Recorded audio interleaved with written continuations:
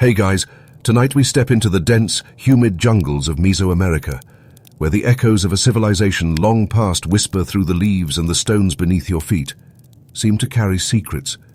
You probably won't survive this if you expect instant answers. The sun is just cresting the horizon, and you can feel the dampness of the soil, the faint rustle of howler monkeys in the treetops, and the subtle, almost imperceptible creaking of ancient stone temples that have weathered centuries of wind, rain, and human curiosity. The Maya didn't leave us a tidy story. They left fragments, inscriptions, and sprawling cities, overgrown but stubbornly intact, that hint at a world both familiar and alien. So, before you get comfortable, take a moment to like the video and subscribe, but only if you genuinely enjoy what I do here.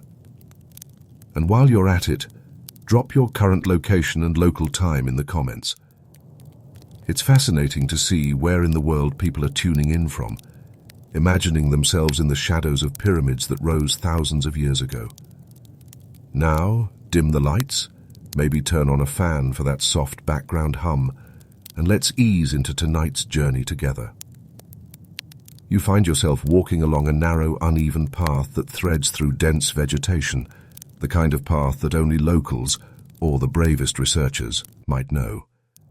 The air is heavy with moisture, carrying the faint scent of decaying leaves and rich, loamy earth. Even here, centuries after the Maya abandoned these sites, the jungle asserts itself, vines curling around walls, trees forcing apart foundations, and roots weaving intricate patterns through what were once perfectly aligned stone blocks. As you move deeper, you notice the remnants of terraces, long agricultural plots that rise and fall with the contours of the land. The Maya were meticulous cultivators. Their survival depended on understanding seasonal rainfall, soil fertility, and crop rotation. Maize was their lifeblood, supplemented by beans, squash, and chili peppers, but maintaining these crops across the varied terrain required a constant, patient observation of rainfall patterns, soil erosion, and natural pests. In these agricultural practices, one sees the ingenuity and endurance of everyday Maya life. They constructed reservoirs and canals to capture the unpredictable rains, sometimes diverting streams to ensure that their terraced fields never went completely dry. In the wet season, when the jungle seemed to grow visibly overnight, they repaired terraces eroded by torrential rains. During the dry season, the reservoirs stored precious water, allowing villages to continue cultivating crops even when rivers shrank to a trickle. You imagine the daily routines, children helping to plant seeds in neatly organized plots, adults checking the soil, fetching water, and tending to the terraces. The work was repetitive, often grueling, yet vital. Without it, the complex urban centers that the Maya built, cities like Tikal, Palenque, and Copan, could not have sustained their populations. These cities themselves are marvels of organization. You wander past plazas that once bustled with traders, priests, and officials.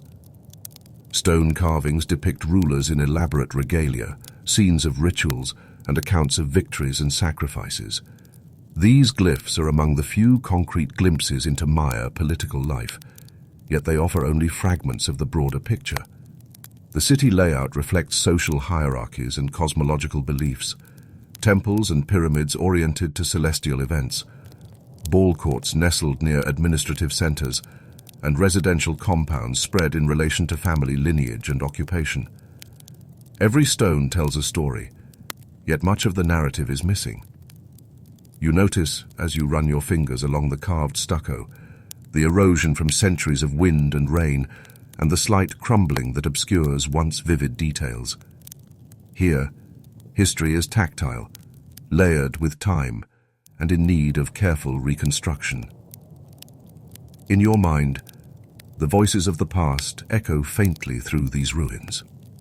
Elite scribes meticulously recorded events in codices made of bark paper and deerskin, though very few survived the ravages of climate and conquest. These codices included astronomical calculations, ritual instructions, genealogical records, and economic transactions. Scholars have painstakingly pieced together this fragmented documentation, revealing the Mayas' precise observations of lunar cycles, Venus, and eclipses. You can almost hear the scratch of brushes on paper, the rhythmic chanting accompanying ceremonies, the careful counting of days and moons, the way the Maya interwove their scientific, religious, and social lives. These records show a people deeply attuned to the natural world, attempting to understand patterns that govern both the heavens and the earth below. Yet for all this sophistication, the question remains, why did these once thriving cities experience decline? You notice the decay in the stone foundations, the overgrown plazas, the collapsed temples. Archaeologists suggest a combination of factors, none of which alone explains the phenomenon. Environmental stress looms large. The Maya lived in a region susceptible to droughts, sometimes severe enough to disrupt crop production for years. Pollen cores, sediment layers, and lake records indicate extended periods of low rainfall in the 9th century CE, coinciding with the abandonment of major southern cities. Water management systems, though advanced, may have failed under prolonged drought, straining the ability to support large urban populations. Beyond environmental factors, social and political stress likely played a role. You imagine rulers convening councils, attempting to placate their citizens or intimidate rivals through ritual or force. Inscriptions hint at frequent warfare between city-states, with victories and defeats meticulously recorded in stone. As resources became scarce, the pressure on agricultural land and trade networks intensified. Perhaps tensions between elites and commoners escalated, leading to revolts or migrations. The glyphs speak of rulers capturing enemies and performing elaborate ceremonies, but they say little about the silent suffering of farmers or artisans who quietly endured shortages and societal strain. Trade and economic pressures also paint a complex picture. Cities depended on goods from distant regions, obsidian from highland Guatemala, jade from the Motagua Valley, salt from coastal lagoons. Disruptions in these networks could destabilize entire regions. You picture canoes paddling along rivers laden with essential commodities, merchants negotiating in marketplaces under the shadow of pyramids. Interruptions in trade, whether due to conflict, environmental change, or social unrest, could amplify existing vulnerabilities. The Maya were interconnected, yet their cities were also highly autonomous, meaning that a failure in one node could reverberate unpredictably. Amid all this, you cannot ignore cultural and religious dimensions. Temples, pyramids, and ceremonial centers were focal points of social cohesion. Rituals, sacrifices, and astronomical observations bound communities together. But these same practices were vulnerable to strain under environmental and political pressures. If rulers could not maintain the illusion of divine favor, legitimacy could falter. You imagine the anxiety of leaders watching reservoirs dry or crops fail, conducting ceremonies to invoke rain, and fearing that their failure might delegitimize their rule. Daily life, too, was affected. Ordinary people may have had to adjust diets, ration water, or migrate to more sustainable areas. Artisans might have abandoned workshops. Families relocated. Children grew up in smaller, more isolated communities. The bustling plazas fell silent. Markets became ghostly spaces where once traders had exchanged cacao, textiles, and ceramics. Even the rhythm of festivals and ceremonies would have changed, compressed by survival needs. The human experience of decline is subtle yet profound, visible not only in monumental ruins, but also in ceramic fragments, midden heaps, and residential structures. These are the small, often overlooked traces that illuminate how a civilization unravels quietly, intimately, across generations. And yet, despite the decline, the Maya never completely vanished.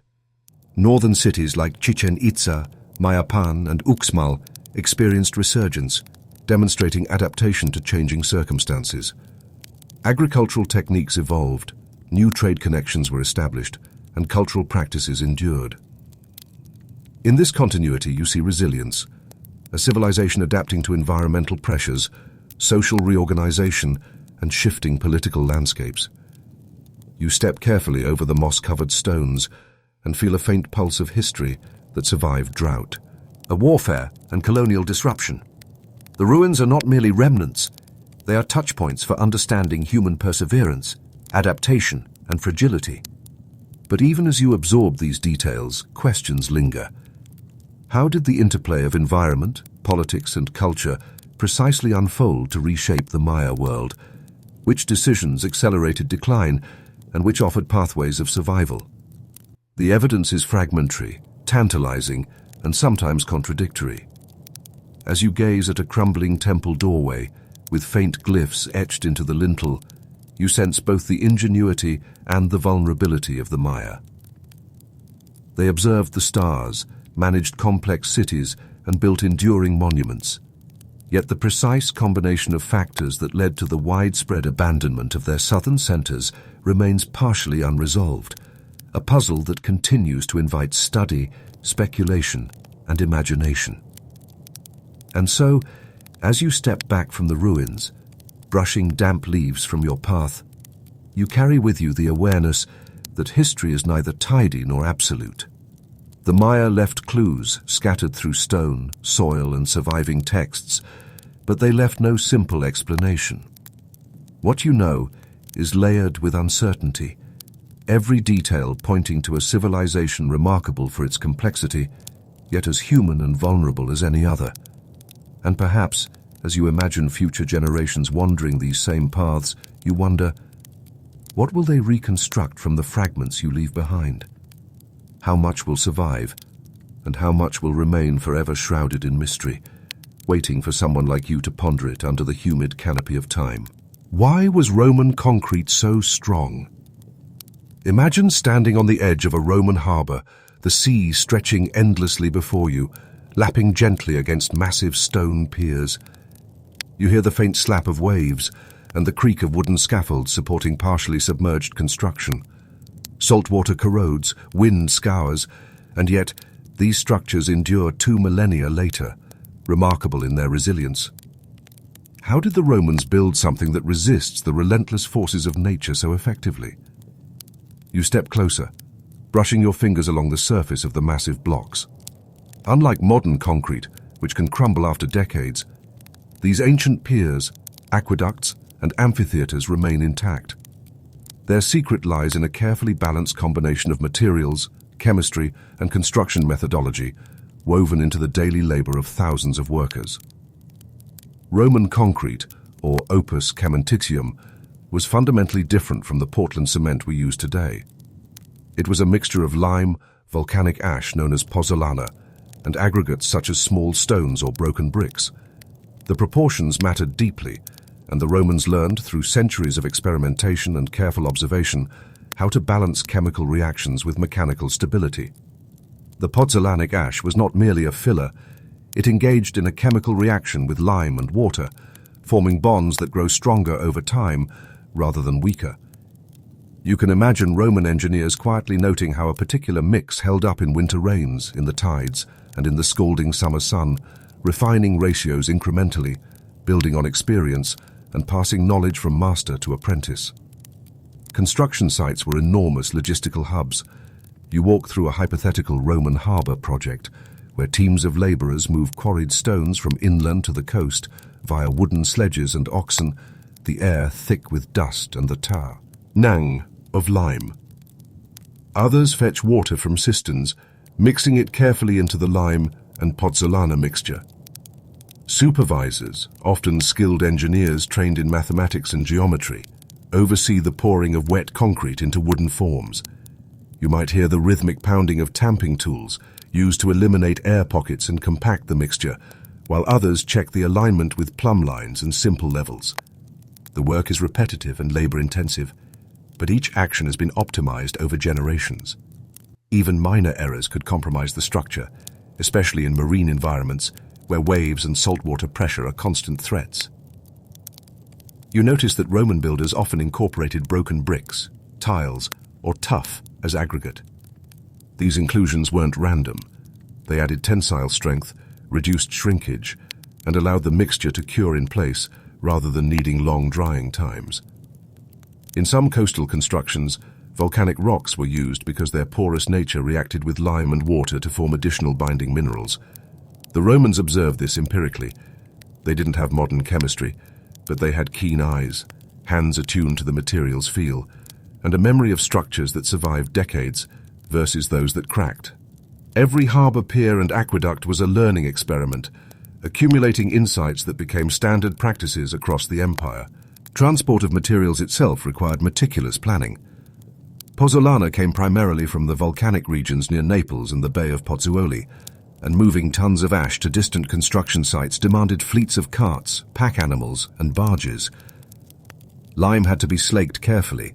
Too much water weakened the mix, too little slowed curing. Aggregates were often sourced locally, but even local selection mattered.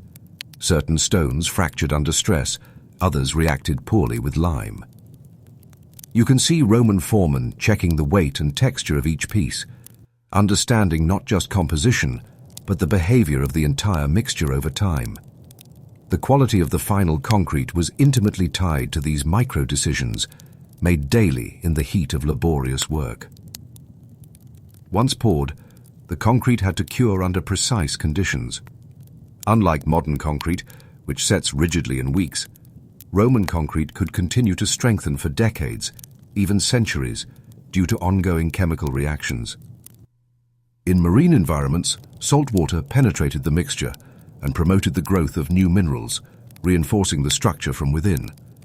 You imagine Roman engineers observing how the piers held under storm surges, how they resisted the battering of winter tides, recording these observations in scrolls or teaching apprentices orally. Knowledge transfer was critical. Builders who worked on one project could apply lessons to the next, improving mixes incrementally over decades. The collective memory of techniques and observations created a kind of empirical science, even without modern instruments. Daily life of workers on these projects was grueling. You can picture crews working before sunrise, lifting heavy stones, mixing slurries in wooden tubs, hauling materials across uneven terrain. Meals were simple: bread, olives, cheese, occasionally fish or meat, washed down with water or diluted wine. Sweat soaked clothing and mixed with lime dust, causing skin irritation, but the labor was valued, and skilled workers enjoyed higher status, often rewarded with wages, small plots of land, or social recognition. Foremen had to manage not just materials, but human behavior, rotating teams to prevent exhaustion, ensuring proper safety measures for scaffolds, and enforcing quality control. Even minor lapses could mean structural failure, so attention to routine, repetitive tasks was essential. In addition to material knowledge, Romans employed architectural strategies that complemented concrete's strengths. Arches, vaults, and domes allowed forces to distribute evenly, minimizing tensile stress that could fracture less resilient materials. You wander through hypothetical reconstructions of aqueducts spanning valleys, noting how arches rise with exact symmetry, each block interlocking perfectly with its neighbor, supported temporarily by timber until the keystone locks the structure. You sense the quiet tension of a work site, the collective focus of laborers watching each block settle into place, aware that even a small misalignment could compromise centuries of effort. It is both mundane and miraculous, the repeated exacting labor of humans generating enduring structures. And yet, despite all this knowledge, the secret of Roman concrete remained largely lost after the empire's decline. Medieval Europe rarely replicated these methods. Structures crumbled, skills disappeared with the fall of centralized governance. Modern engineers, centuries later, puzzled over why Roman piers survived, while modern Portland cement structures often failed within decades, particularly in marine settings. It wasn't magic. It was the combination of chemical insight, material selection, meticulous process, and cumulative labor, all embedded in a daily rhythm of observation, adjustment, and repetition. You can almost feel the ghost of a Roman foreman inspecting a curing pier, nodding at the way the mixture hardens in the sun and salt spray, unaware that millennia later, scientists would marvel at his empirical genius. Trade and resource distribution amplified this impact. Access to volcanic ash, lime kilns, and suitable aggregates dictated where high-quality concrete could be used. Cities, ports, and military installations benefited most, creating a feedback loop where knowledge and materials reinforced each other. You imagine the network of engineers, quarry workers, and laborers communicating across the empire, spreading techniques, subtly refining methods, ensuring that Rome's infrastructure remained resilient in a wide range of environmental conditions. Roads, aqueducts, harbors, all relied on this understanding, and the ripple effects of their durability influenced trade, politics, and urban planning. Daily routine, material science, and empire-wide logistics intertwined seamlessly. Yet, questions linger. Could the Romans have produced this concrete on a massive scale today, with the same longevity, given modern reliance on industrial processes and less tactile engagement with materials? How many variations in mixture ratios or aggregate sources went undocumented, leaving gaps in our understanding? Even as you walk along a reconstructed pier or peer into the arches of a long-abandoned aqueduct, the precise combination of empirical observation, environmental adaptation, and meticulous labor seems just out of reach. What remains certain is that Roman concrete was not just a building material. It was a product of continuous human attention, experimentation, and understanding of the world's physical laws, applied through centuries of painstaking daily work.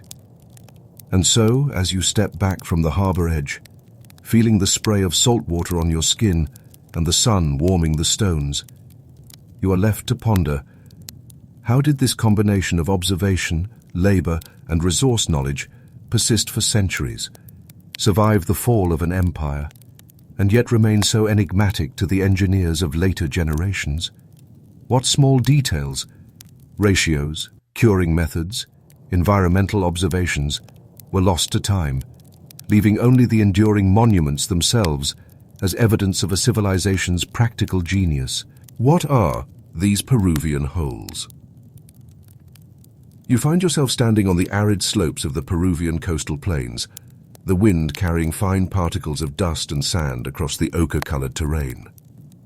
Before you stretches a landscape dotted with hundreds, perhaps thousands, of mysterious depressions in the earth, perfectly circular, varying in diameter, and positioned in apparent rows and patterns that hint at intention, but offer no clear explanation.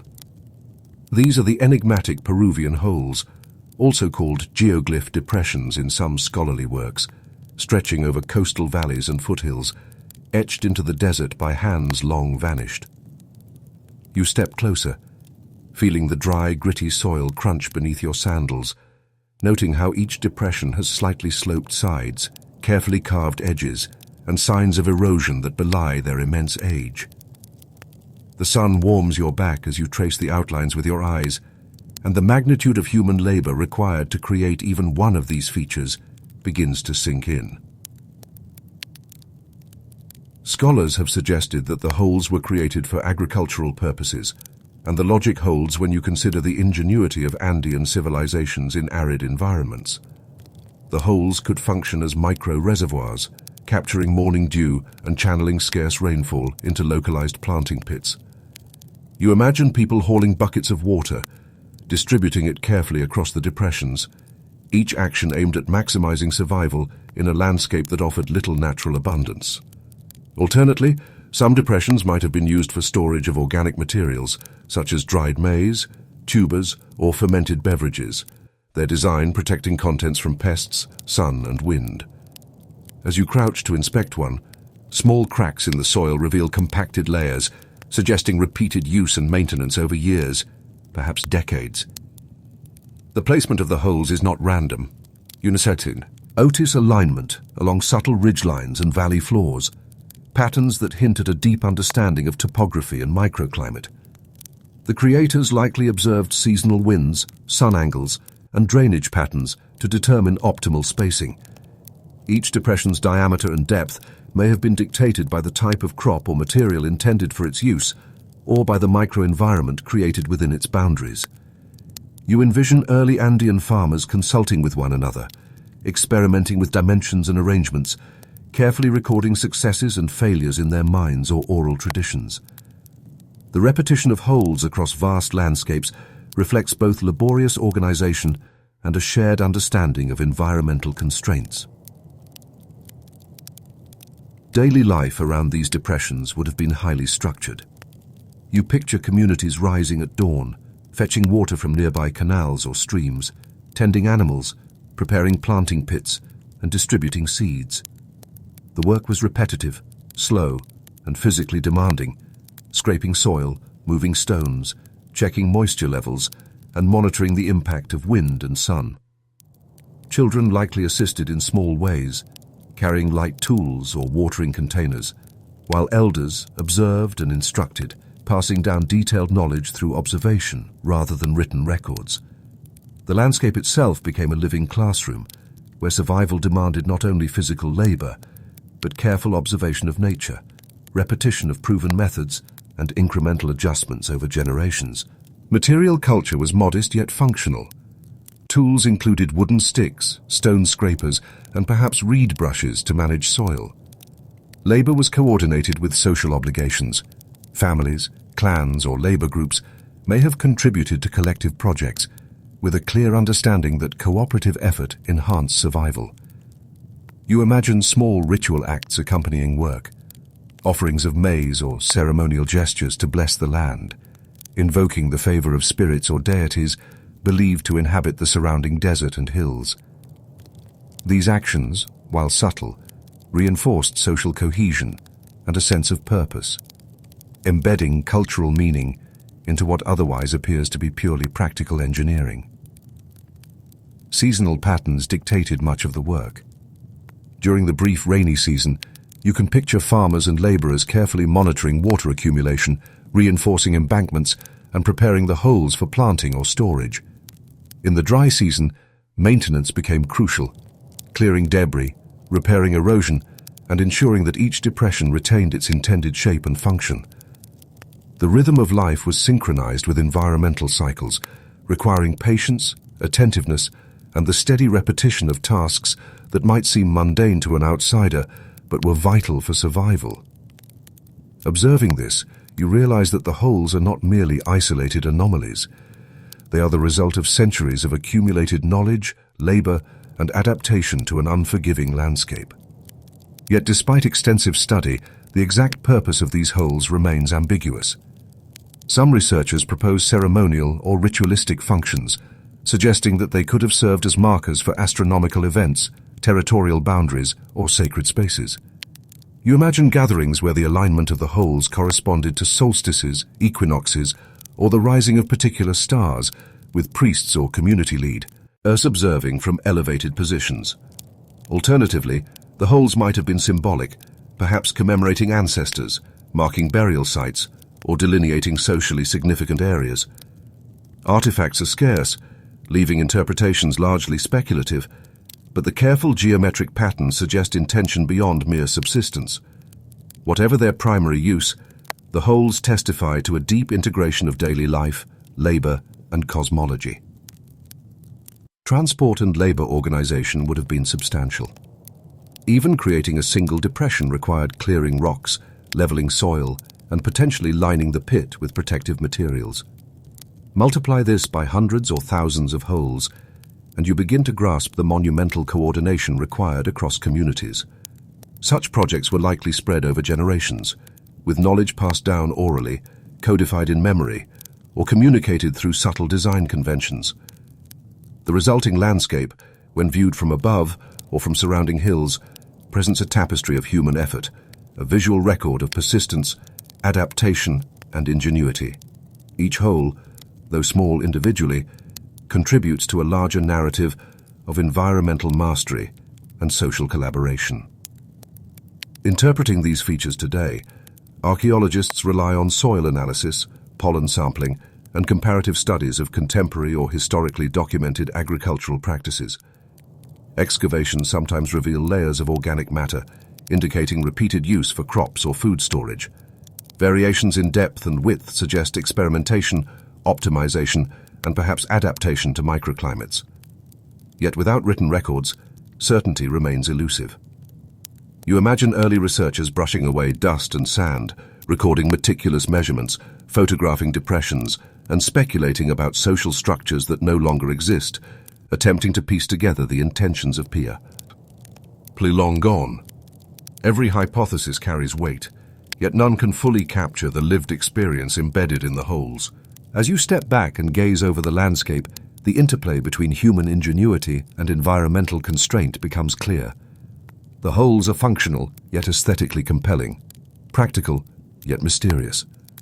They represent countless hours of labor, cycles of observation, and a worldview attuned to the rhythms of the desert. They embody adaptation, social organization, and perhaps spirituality, all intertwined in forms that survive to this day as silent witnesses. You can almost feel the footsteps of those who walked these paths, the quiet murmur of conversations about soil moisture, sun exposure, and crop rotation, and the patient hands shaping each pit with care and precision. And yet, as you consider their purpose, one question remains unresolved. Why did the practice of creating these depressions eventually stop, leaving the landscape littered with remnants that hint at complexity but conceal full meaning? Were changing climates, evolving agricultural practices, or social transformations responsible for their abandonment, or did other, less tangible factors, ritual, belief, or collective memory, determine their fate? The evidence invites speculation, but resists definitive answers. Standing among these silent depressions, you sense that the story of their creation, use, and eventual disuse is only partially visible, like a puzzle missing crucial pieces. And so, with the desert wind brushing your skin and the warm sun illuminating the edges of the depressions, you are left pondering the intricate interplay of environment, culture, and labor, aware that the full truth remains just out of reach, waiting for patient observation, insight, and perhaps centuries more of research. What does this 4,000-year-old comb say? You find yourself in a quiet, dimly lit archaeological storage room, where rows of shelves hold objects that have survived millennia. Your fingers hover just above a small, unassuming artifact, a comb carved from bone, its surface smoothed by time, teeth slightly worn from use. It is unremarkable at first glance, but the age, roughly 4,000 years, demands attention. This simple tool, once mundane in daily life, now opens a window into the everyday existence of people long gone. You notice the fine striations along its surface, the deliberate spacing of teeth, and the small chips that suggest repeated, careful handling. This is not merely a comb. It is a tangible trace of human presence, personal grooming, and societal norms from an era that has otherwise left only fragmentary evidence. The artifact originates from a site in the ancient Near East, where communities settled along fertile river valleys, exploiting predictable seasonal cycles to grow crops, herd animals, and sustain domestic life. Daily routines were tightly choreographed around sunrise and sunset, the rhythm of planting, harvesting, cooking, and cleaning dictated by both environment and necessity. Within this framework, personal grooming played a surprisingly important role. Combs like this one were not only functional, but could reflect social identity, status, or aesthetic sensibility. You imagine an individual, possibly a woman, though men also groomed themselves meticulously, holding this comb, carefully untangling hair in the early morning light, preparing to present themselves for communal labor, ritual, or market activity. The craftsmanship is subtle but telling. The comb is carved from a single piece of bone, smoothed with abrasives, and polished to a sheen that would resist splintering. Its teeth are evenly spaced, suggesting an understanding of tensile stress and material limitations. You might think of the hours devoted to creating such an object, from acquiring suitable bone, likely from domesticated animals, to carving and finishing it with rudimentary tools.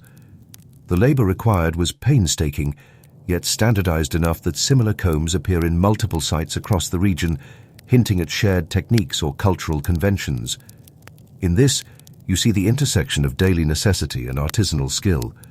Even a common object bears the imprint of technological knowledge and cultural practice. The context of discovery is equally important. Archaeologists uncovered this comb in a domestic midden, a refuse pit filled with broken pottery, discarded tools, and organic debris. This placement, unceremonious yet deliberate, provides insight into the life cycle of objects and the domestic practices of its owners. You picture the comb used for years, occasionally repaired or adjusted, then finally discarded or lost. Its presence in the archaeological record is accidental but illuminating. It allows you to reconstruct routines of hygiene, social identity, and material culture. The careful analysis of wear patterns, microscopic scratches, and residual traces of hair or plant oils can reveal not only how it was used, but also aspects of diet, health, and grooming habits. Daily life surrounding this comb was rich with ordinary yet vital routines. People rose at dawn to feed livestock, tend fields, and prepare meals from grains, legumes, and local fruits. Water was fetched from nearby wells or streams, often carrying microbial and sediment loads that made hygiene an ongoing concern. Hair grooming, therefore, was functional. Combs removed tangles, dirt, and parasites, helping maintain cleanliness and health. But there was also a social dimension. Hair was a marker of identity, age, marital status, and sometimes professional role within the community. The careful maintenance of hair and appearance may have been tied to ritual or ceremonial practices, as well as to practical needs for identification or group cohesion in both work and social spheres. You notice subtle traces on the comb's surface, tiny grooves and polish patterns that suggest repeated use over many years. Such wear indicates that combs were durable, intended to be long-term tools rather than disposable items. The choice of bone as material was strategic. It is flexible enough to resist breakage, but rigid enough to untangle hair effectively. Alternative materials, such as wood or reeds, were less durable and more susceptible to decay. The artisans who produced combs had intimate knowledge of materials, applying empirical observation to select, shape, and finish objects that could endure daily use. Each comb represents not only personal care, but a broader understanding of tool-making, resource management, and material science in a pre-industrial context. The comb's broader social significance is also apparent. Similar artifacts have been found across the ancient Near East, often in burial contexts or ritual deposits. This indicates that combs may have held symbolic as well as practical value. They might have been considered protective, ceremonial, or emblematic of social stay. Ending. In burial contexts, they often appear alongside personal items such as jewelry, small knives, and pottery, suggesting that grooming objects accompanied individuals into the afterlife, either as markers of identity or as provisions for continuation beyond death. You can almost imagine a quiet funeral ritual where loved ones place the comb gently alongside the deceased, acknowledging both daily care and enduring social or spiritual bonds. Environmental context shaped the comb's function and importance. In arid regions, dust and wind made hair maintenance not only a matter of aesthetics, but of hygiene and comfort. You picture people brushing dust from hair each morning, minimizing tangles and removing detritus that could harbor pests or infections. Combs also help distribute oils or plant-based conditioners, if available, to maintain hair health in harsh climates. The comb is thus both a technological response to environmental challenges and a reflection of social practices embedded in daily life. Its presence allows modern observers to understand subtle aspects of survival, adaptation, and cultural norms in societies often only glimpsed through monumental architecture or fragmentary texts. Daily routines extended into broader labor and community organization. Families likely coordinated tasks. While some members tilled fields, others prepared meals or tended animals. Combing and personal grooming were integrated into this rhythm, often performed early in the day, possibly followed by communal activities or rituals. Objects like this comb were small but essential parts of the social fabric, maintaining both health and cultural continuity. You can see how a simple object bridges the gap between the intimate, personal domain and larger social systems, connecting the mundane with the enduring. Yet the comb raises deeper questions. What does its design reveal about aesthetic sensibilities? Did patterns in carving convey information about gender, status, or regional identity? How were combs transmitted across generations, through inheritance, trade, or communal crafting? The artifact is silent, yet it speaks to human ingenuity, care, and continuity. It reminds you that history is not only composed of grand monuments, political upheaval, or famous individuals, but also of countless small acts, repeated daily, that shape the lived experience of ordinary people. Each comb tells a story of patience, observation, and adaptation, connecting modern eyes to the rhythms of life 4,000 years ago. And so, as you carefully set the comb back on its shelf and step away, you are left with a sense of intimacy and continuity. This small object encapsulates an entire world, the work of artisans, the daily routines of families, the intersection of material knowledge and social practice. Yet even as you marvel at its preservation, questions remain unresolved. How many such objects were made and lost? What variations existed across regions or cultures? How much can a single comb truly tell us about daily life, belief, or social hierarchy? The answers remain tantalizingly just out of reach, waiting for patient study and careful interpretation, leaving you with both a sense of connection and profound curiosity about lives that unfolded thousands of years before your own. How did we get to the Ryukyu Islands? You step onto a narrow strip of sandy beach, the waves from the East China Sea lapping gently against the shore.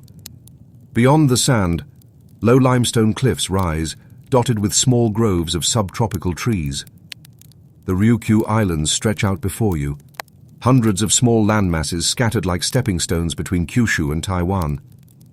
For thousands of years, people traversed these waters, navigating currents, tides, and typhoons to settle, trade, and survive on islands that could barely sustain large populations without careful planning. You feel the wind on your skin, smell the salt and seaweed, and imagine the fragile canoes that carried humans across these distances long before modern navigation aids existed. The mystery is compelling. How did these early seafarers manage long ocean crossings, resource planning, and eventual settlement, leaving traces that archaeologists are only now beginning to fully understand? The earliest settlers of the Ryukyu Islands arrived during the late Pleistocene and early Holocene, roughly 30,000 to 10,000 years ago, depending on the island and the archaeological evidence. You imagine small groups leaving larger landmasses, carrying with them not only food and tools, but knowledge of the sea, seasonal winds, and star navigation.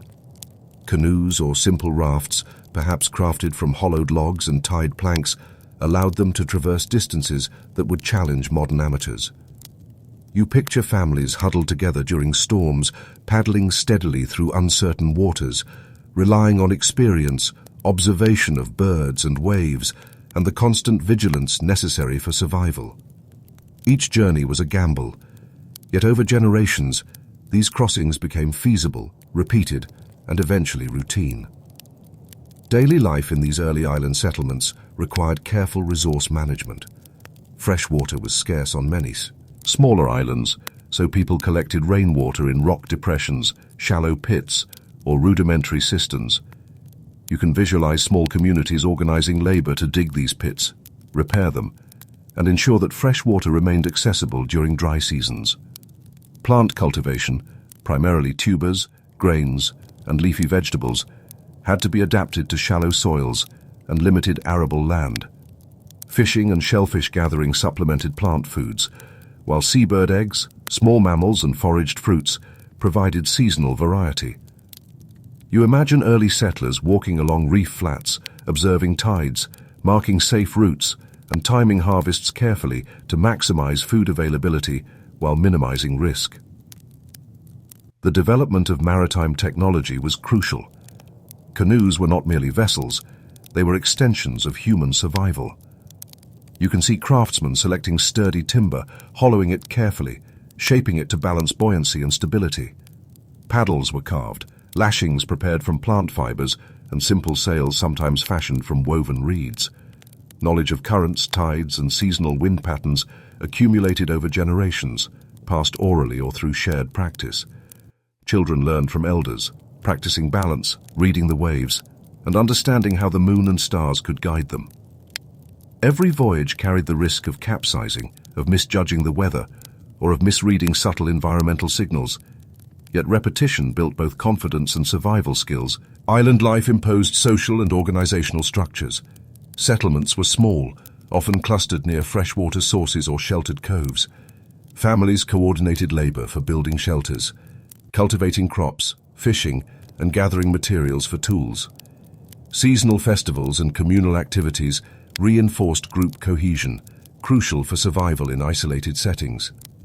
Daily routines intertwined with environmental observation, rising with the sun, adjusting for tide schedules, timing planting cycles with rainfall, and carefully storing food for the lean months. You sense the rhythm of life, steady and deliberate, defined as much by the limitations of the environment as by cultural customs. Archaeological evidence sheds light on these adaptations. Stone tools, shell ornaments, and pottery fragments indicate technological ingenuity and social interaction. Some pottery shows evidence of trade connections, suggesting that settlers maintained links with other islands or mainland regions, exchanging materials, techniques, or ideas. You imagine small boats carrying woven baskets, obsidian tools, or decorative beads, paddled by skilled navigators who memorized routes, observed currents, and read the subtleties of the sea. Each successful journey reinforced knowledge, enabling expansion to more distant islands and the establishment of new settlements.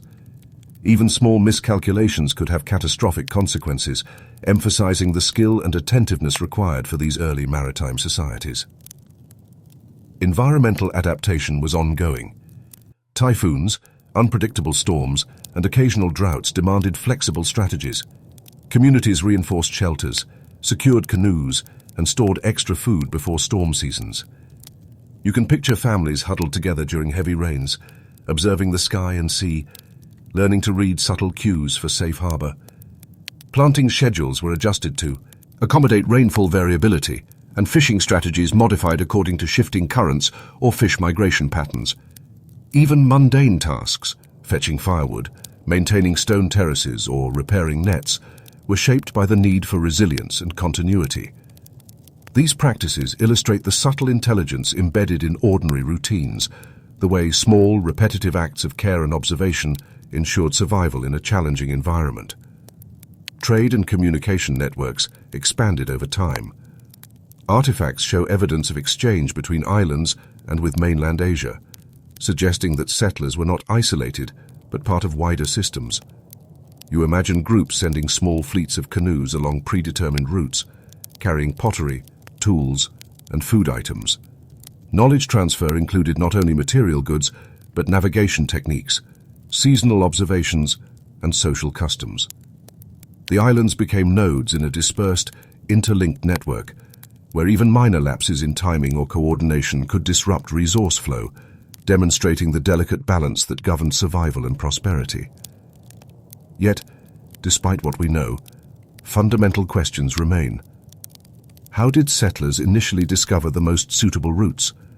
Were there accidental voyages that serendipitously led to colonization, or did generations of careful observation and exploration precede permanent settlement? How did social structures adapt to the constraints imposed by isolation, limited land, and environmental hazards? You can walk along the beaches today, examine shell middens, and trace the remnants of ancient terraces.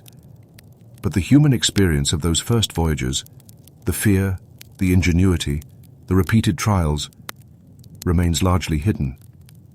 The evidence allows reconstruction, yet much is left to interpretation, waiting for careful observation and imaginative empathy to bridge the gap across millennia. The Ryukyu Islands' early settlements ultimately illustrate the interplay of human innovation, environmental knowledge, and social organization. Every stone terrace, pit, and pottery shard carries traces of these efforts. The islands themselves shaped the people who lived there, just as the people shaped their environment, navigating uncertainty, and gradually mastering the challenges of isolation. Daily life was an intricate dance, gathering, cultivating, observing, repairing, and passing on knowledge in a cycle that spanned generations. These practices, repeated quietly and methodically, formed the foundation for enduring communities capable of withstanding environmental and social pressures.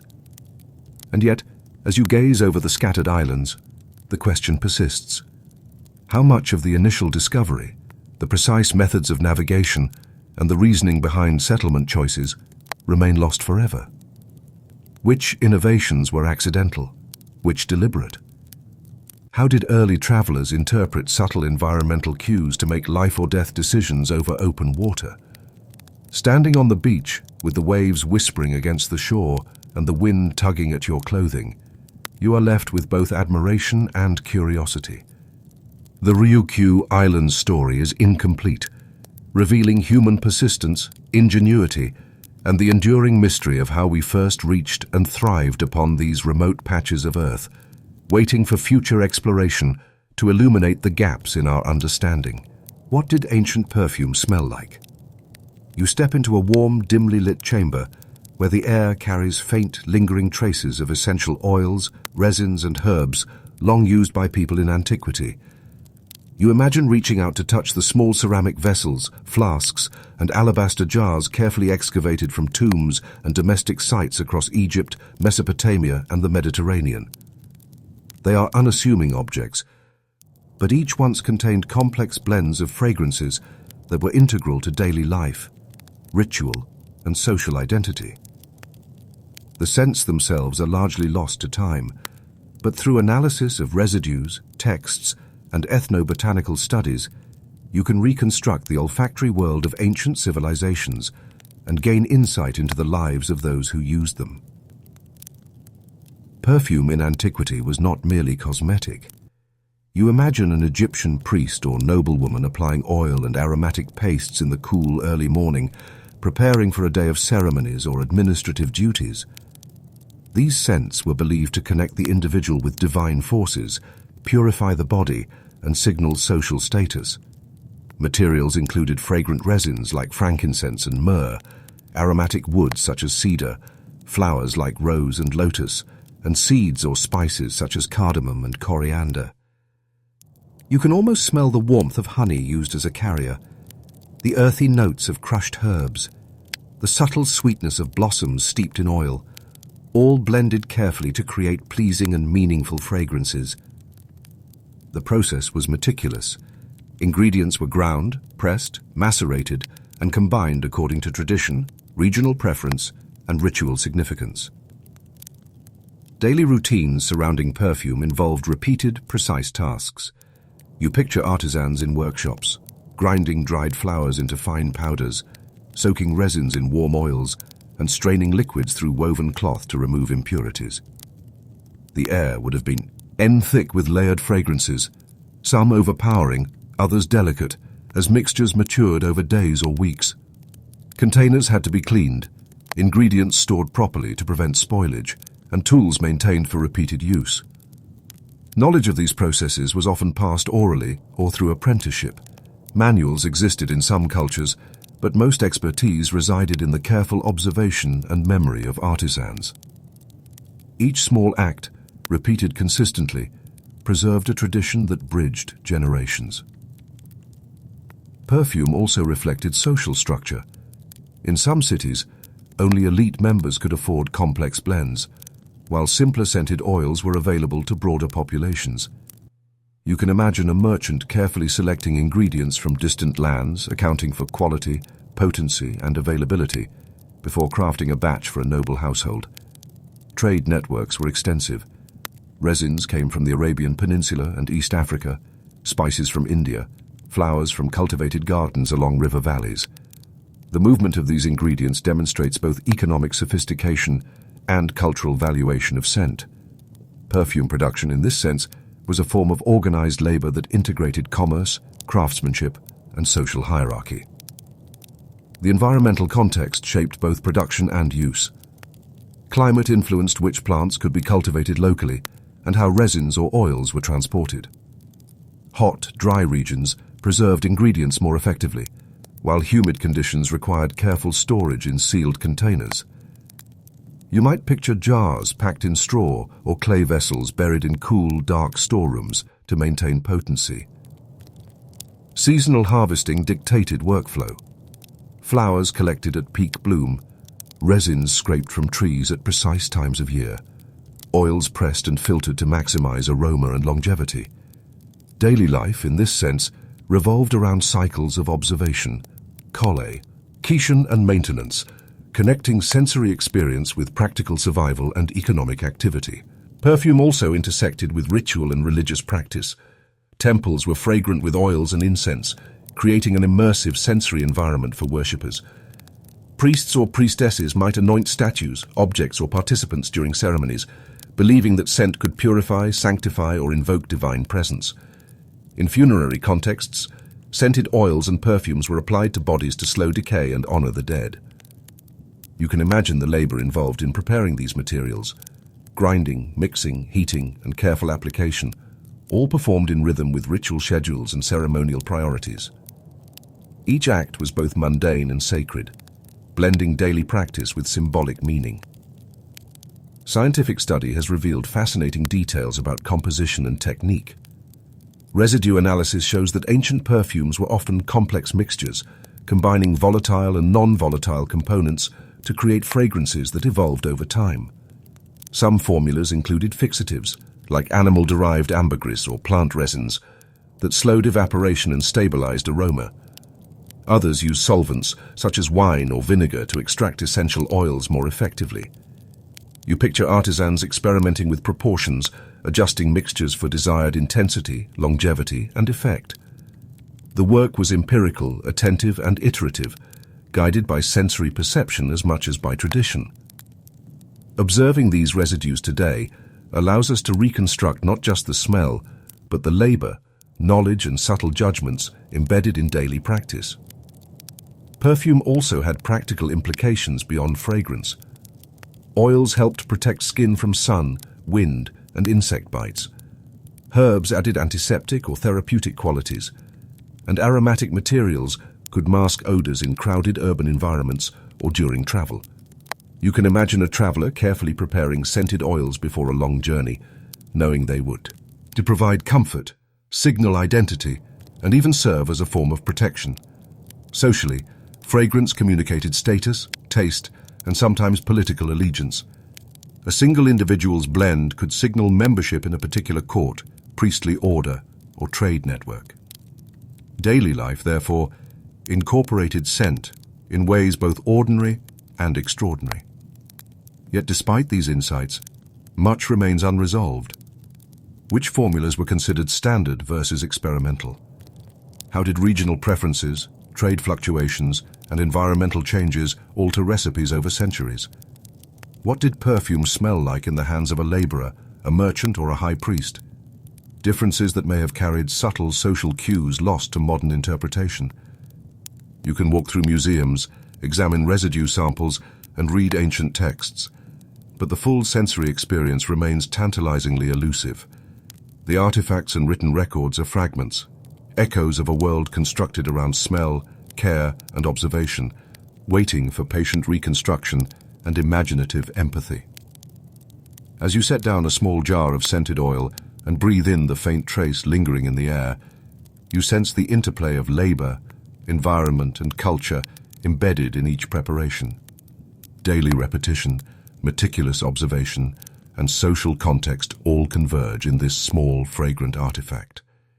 It is both ordinary and extraordinary, a record of lived experience and sensory sophistication preserved against the erosive effects of time.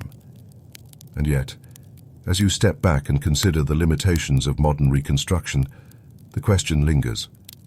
How accurately can we imagine what ancient perfume truly smelled like? How it influenced mood, social dynamics, or ritual practice, and how the subtleties of its use shaped daily life for countless generations. The evidence is partial, leaving both knowledge and mystery to coexist in the lingering end of history. Why is there Roman coins in Japan? You step onto a small, quiet hill overlooking a rice terrace in western Japan. The green of sprouting seedlings stretches across the valley, meticulously divided by low earthen ridges, watered by a system of canals and channels perfected over centuries. Archaeologists have uncovered something curious here. A small hoard of Roman coins, remarkably preserved, their metallic faces bearing portraits and inscriptions thousands of kilometers from the empire that minted them. How did these objects travel so far? And what does their presence reveal about trade, cultural exchange, and daily life in ancient Japan? You crouch and imagine handling a coin yourself, feeling its cold, heavy metal, noting the worn edges from centuries of circulation. It is a small object, but it opens a vast window into interconnected worlds, human ingenuity, and the spread of goods across continents. The coins themselves are not ceremonial. They were minted for commerce, stamped with the faces of emperors and symbols of authority, produced in standardized weight and metal content. You imagine Roman workshops bustling with craftsmen, melting metal, pouring it into molds, and carefully engraving each design. These coins were intended to facilitate trade, taxes, and payments to soldiers. Yet over time, some traveled far beyond the boundaries of the empire. You picture merchants along the Silk Road, caravans of camels laden with goods like silk, spices, glass, and precious metals, exchanging Roman coins for silk or exotic herbs. Each transaction, repeated countless times, gradually carried small bits of Rome across continents, perhaps eventually reaching intermediaries in East Asia. Trade networks were incredibly complex. You envision coastal settlements in China, bustling with maritime traffic, where coins could change hands multiple times, moving from port to market. Tea, exchanged for local commodities and carried inland by river or road. The coins may have traveled overland through Central Asia, following caravan routes through deserts and mountain passes, or across maritime corridors linking the South China Sea with Japan. Each leg of the journey required careful negotiation, observation of environmental conditions, and adaptation to political realities. Trade was not instantaneous. It involved months, sometimes years, of cumulative effort by traders, port authorities, and local intermediaries. Yet through these networks, objects originally minted in Rome could appear in a small Japanese village, thousands of kilometers from their point of origin. Daily life around these coins would have been unremarkable for local populations. They may have been used as ornaments, charms, or markers of prestige, rather than as functional currency, given differences in local monetary systems. Imagine a household placing a coin among valued objects, passing it from parent to child, or burying it with a loved one as a symbol of faraway power or fortune. The coins themselves, though foreign, entered routines of daily life, observed, admired, and integrated into domestic or ceremonial contexts. Their original economic function may have been lost, but their material and symbolic value persisted, transforming across cultures. Archaeological context provides clues about timing and usage.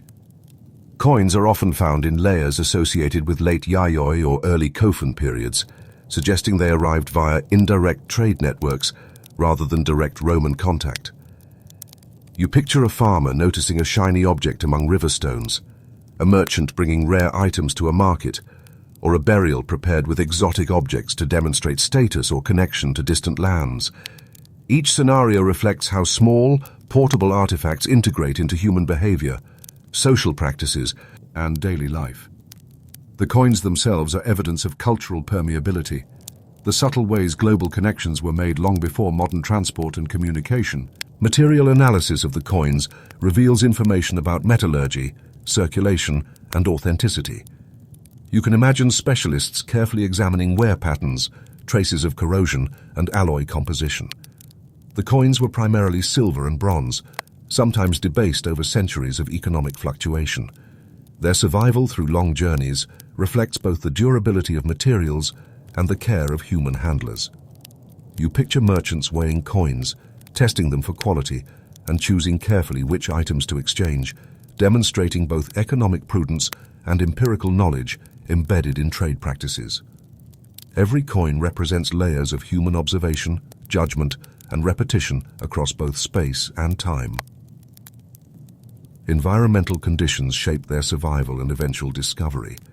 Coins buried in soil, stored in wooden containers, or lost in riverbeds faced corrosion, erosion, or dispersal. Yet some endured remarkably well, preserving inscriptions, portraits, and mint marks that allow modern researchers to trace origin and chronology. You might imagine the small chance events, flooding, shifting soil, or human activity, that determined which coins survived and which were lost forever. These contingencies highlight how fragile evidence of human connection can be, even for durable metal objects, and how each artifact that remains carries disproportionate weight in reconstructing historical networks. Despite this evidence, fundamental questions remain unresolved. How direct were the routes linking the Roman Empire to Japan? Did the coins arrive as part of luxury trade through intermediaries in China or Korea, or via less documented maritime ventures? How did local populations interpret and repurpose these objects, and what social or ritual meanings did they acquire? You can stand among the rice paddies, feeling the damp soil beneath your feet, and the breeze across two. He terraces, but the coin's full story, the precise pathways, decisions, and human interactions that brought them here, remains tantalizingly incomplete. Each coin is a microcosm of global connections, yet its journey is largely invisible, reconstructed only through inference and patient scholarship. The presence of these coins illustrates the broader phenomenon of long-distance cultural and economic connectivity. Objects traveled, information spread, and human practices adapted across enormous distances. You can imagine entire communities interacting indirectly, responding to novelty, trade opportunity, and exotic materials. Daily life in Japan may have been subtly shaped by these objects. Social hierarchy reinforced by possession, rituals augmented with foreign materials, or practical decisions guided by awareness of far-off economies. Each interaction adds a layer to the historical tapestry, connecting the familiar rhythms of planting, crafting, and trading with global flows of goods, ideas, and materials. And yet, as you gaze at the coins glinting faintly in the morning sun, one question persists. How many journeys remain hidden in history, with only a single artifact to testify to its occurrence? Which connections were fleeting, and which had lasting social, economic, or cultural impact? Standing among the terraces, you sense both the power of human mobility and the limits of our knowledge. The Roman coins in Japan are evidence of ingenuity, patience, and complex networks. Yet their full story remains just beyond reach, waiting for further study, observation, and interpretation. What is the Tully monster? You find yourself standing at the edge of a muddy, shallow riverbank in what is now Illinois, United States, during the Pennsylvanian period, roughly 300 million years ago. The landscape is swampy, humid, and filled with dense vegetation. Towering club mosses, seed ferns, and primitive horsetails dominate the horizon. In the sediments beneath your feet, countless creatures lived, hunted, and decayed in the slow-moving water. Among these, a peculiar fossil begins to emerge in your imagination, the Tully monster, or Tully monstrum gregarium, an organism so strange that paleontologists have debated its classification for decades. You crouch to inspect a small fossil slab, the imprint revealing a long, segmented body, a tubular snout tipped with sharp structures, and eyes perched on lateral stalks. Its anatomy is bizarre, and yet it represents an authentic, if perplexing, chapter of life on Earth. Discovered first in the Mason Creek fossil beds, the Tully monster has challenged every conventional framework. Unlike modern fish, arthropods, or mollusks, it displays a combination of traits that seems to straddle multiple phyla. You can imagine it gliding through the murky waters, propelled by gentle undulations of its segmented body, using its extended proboscis to probe for soft-bodied prey or detritus. The eyes atop stalks would have provided a panoramic field of vision, crucial for detecting predators in the dense, dimly lit environment. Its presence in vast numbers suggested by fossil abundance indicates that it was a successful and well-adapted organism, thriving in the specific ecological niche of a Pennsylvanian swamp. Daily life of the Tully monster, in ecological terms, involved feeding, reproducing, and navigating an environment filled with competitors and predators. You can envision it moving through silt-laden waters, seeking food, among decaying plant matter or small invertebrates, avoiding giant eurypterids and other predatory creatures. Its proboscis was likely both tactile and prehensile, allowing it to manipulate food with surprising dexterity. Each movement, though instinctual, reflects evolutionary refinement. Body shape optimized for locomotion in dense water, sensory organs positioned for maximal awareness, feeding structures suited to available prey. Even in its strangeness, the Tully monster exemplifies a functional adaptation to a specific environment, shaped by iterative trial and survival over generations. Fossilization itself is a remarkable story. The Mason Creek deposits formed in shallow anoxic lagoon environments, where rapid burial in sediment and mineralization preserved soft-bodied organisms that would normally decay. You can imagine layers of silt settling on a Tully monster's body after it perished, protecting delicate tissues long enough for minerals to infiltrate and preserve the morphology. The fossilization process captures details that are normally invisible in the geological record: the tubular proboscis, segmented body, and lateral eyes. These features allow modern scientists to reconstruct not only the organism's form, but also aspects of its behavior and ecology, though interpretation remains tentative. Scientific investigation has been meticulous. Researchers employ techniques ranging from traditional paleontology to CT scanning and geochemical analysis, attempting to clarify the Tully monster's phylogenetic relationships. For decades, classification was debated. Was it an early vertebrate, a mollusk, or a unique lineage entirely? Recent evidence suggests affinities with lampreys, indicating a distant vertebrate connection, but the debate is far from settled. You can picture scientists in labs, delicately brushing fossils, photographing details, measuring angles, and comparing structures to both living and extinct organisms. The work is painstaking, involving observation, measurement, and iteration over decades, reflecting a meticulous human effort to understand an organism that lived hundreds of millions of years before humans existed. Environmental conditions influenced both life and fossil preservation. The swamps were warm, with high humidity and abundant organic matter. Periodic flooding would transport sediment, redistribute nutrients, and occasionally entomb organisms, facilitating fossilization. Predation pressures, competition for resources, and seasonal fluctuations shaped behavior and morphology. You imagine the Tully monster navigating these challenges daily, avoiding predators, searching for mates, responding to changes in water depth or salinity, and taking advantage of resource availability.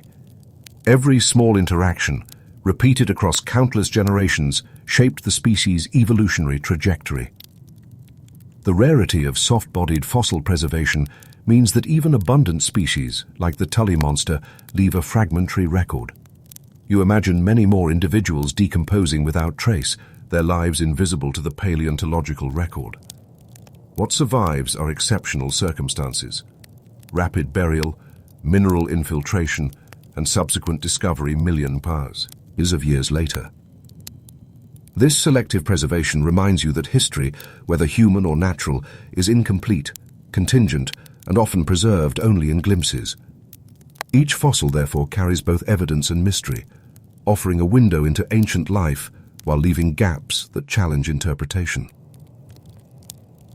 Daily rhythms, ecological interactions, and evolutionary pressures intersected to create the unique anatomy of the Tully monster.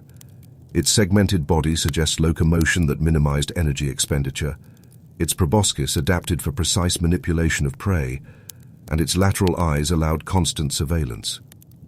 Each feature is the product of millions of years of incremental adaptation, a testament to the quiet but relentless power of natural selection. You can almost see the swarm of Tully monsters navigating the lagoon, each individual performing routine behaviors honed by evolutionary history. feeding, avoiding danger, and reproducing, all without awareness of the fossilized legacy they would leave behind. Yet, despite intensive study, fundamental questions persist. How exactly did the Tully monster feed?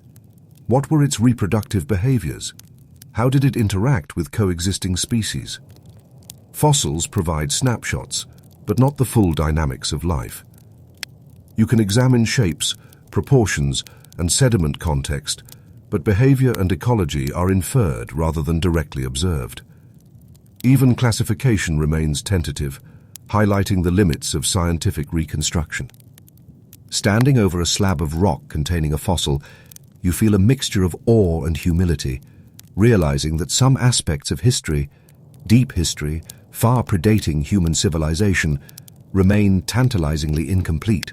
The Tully monster exemplifies the intersection of observation, inference, and the persistent curiosity that drives scientific understanding.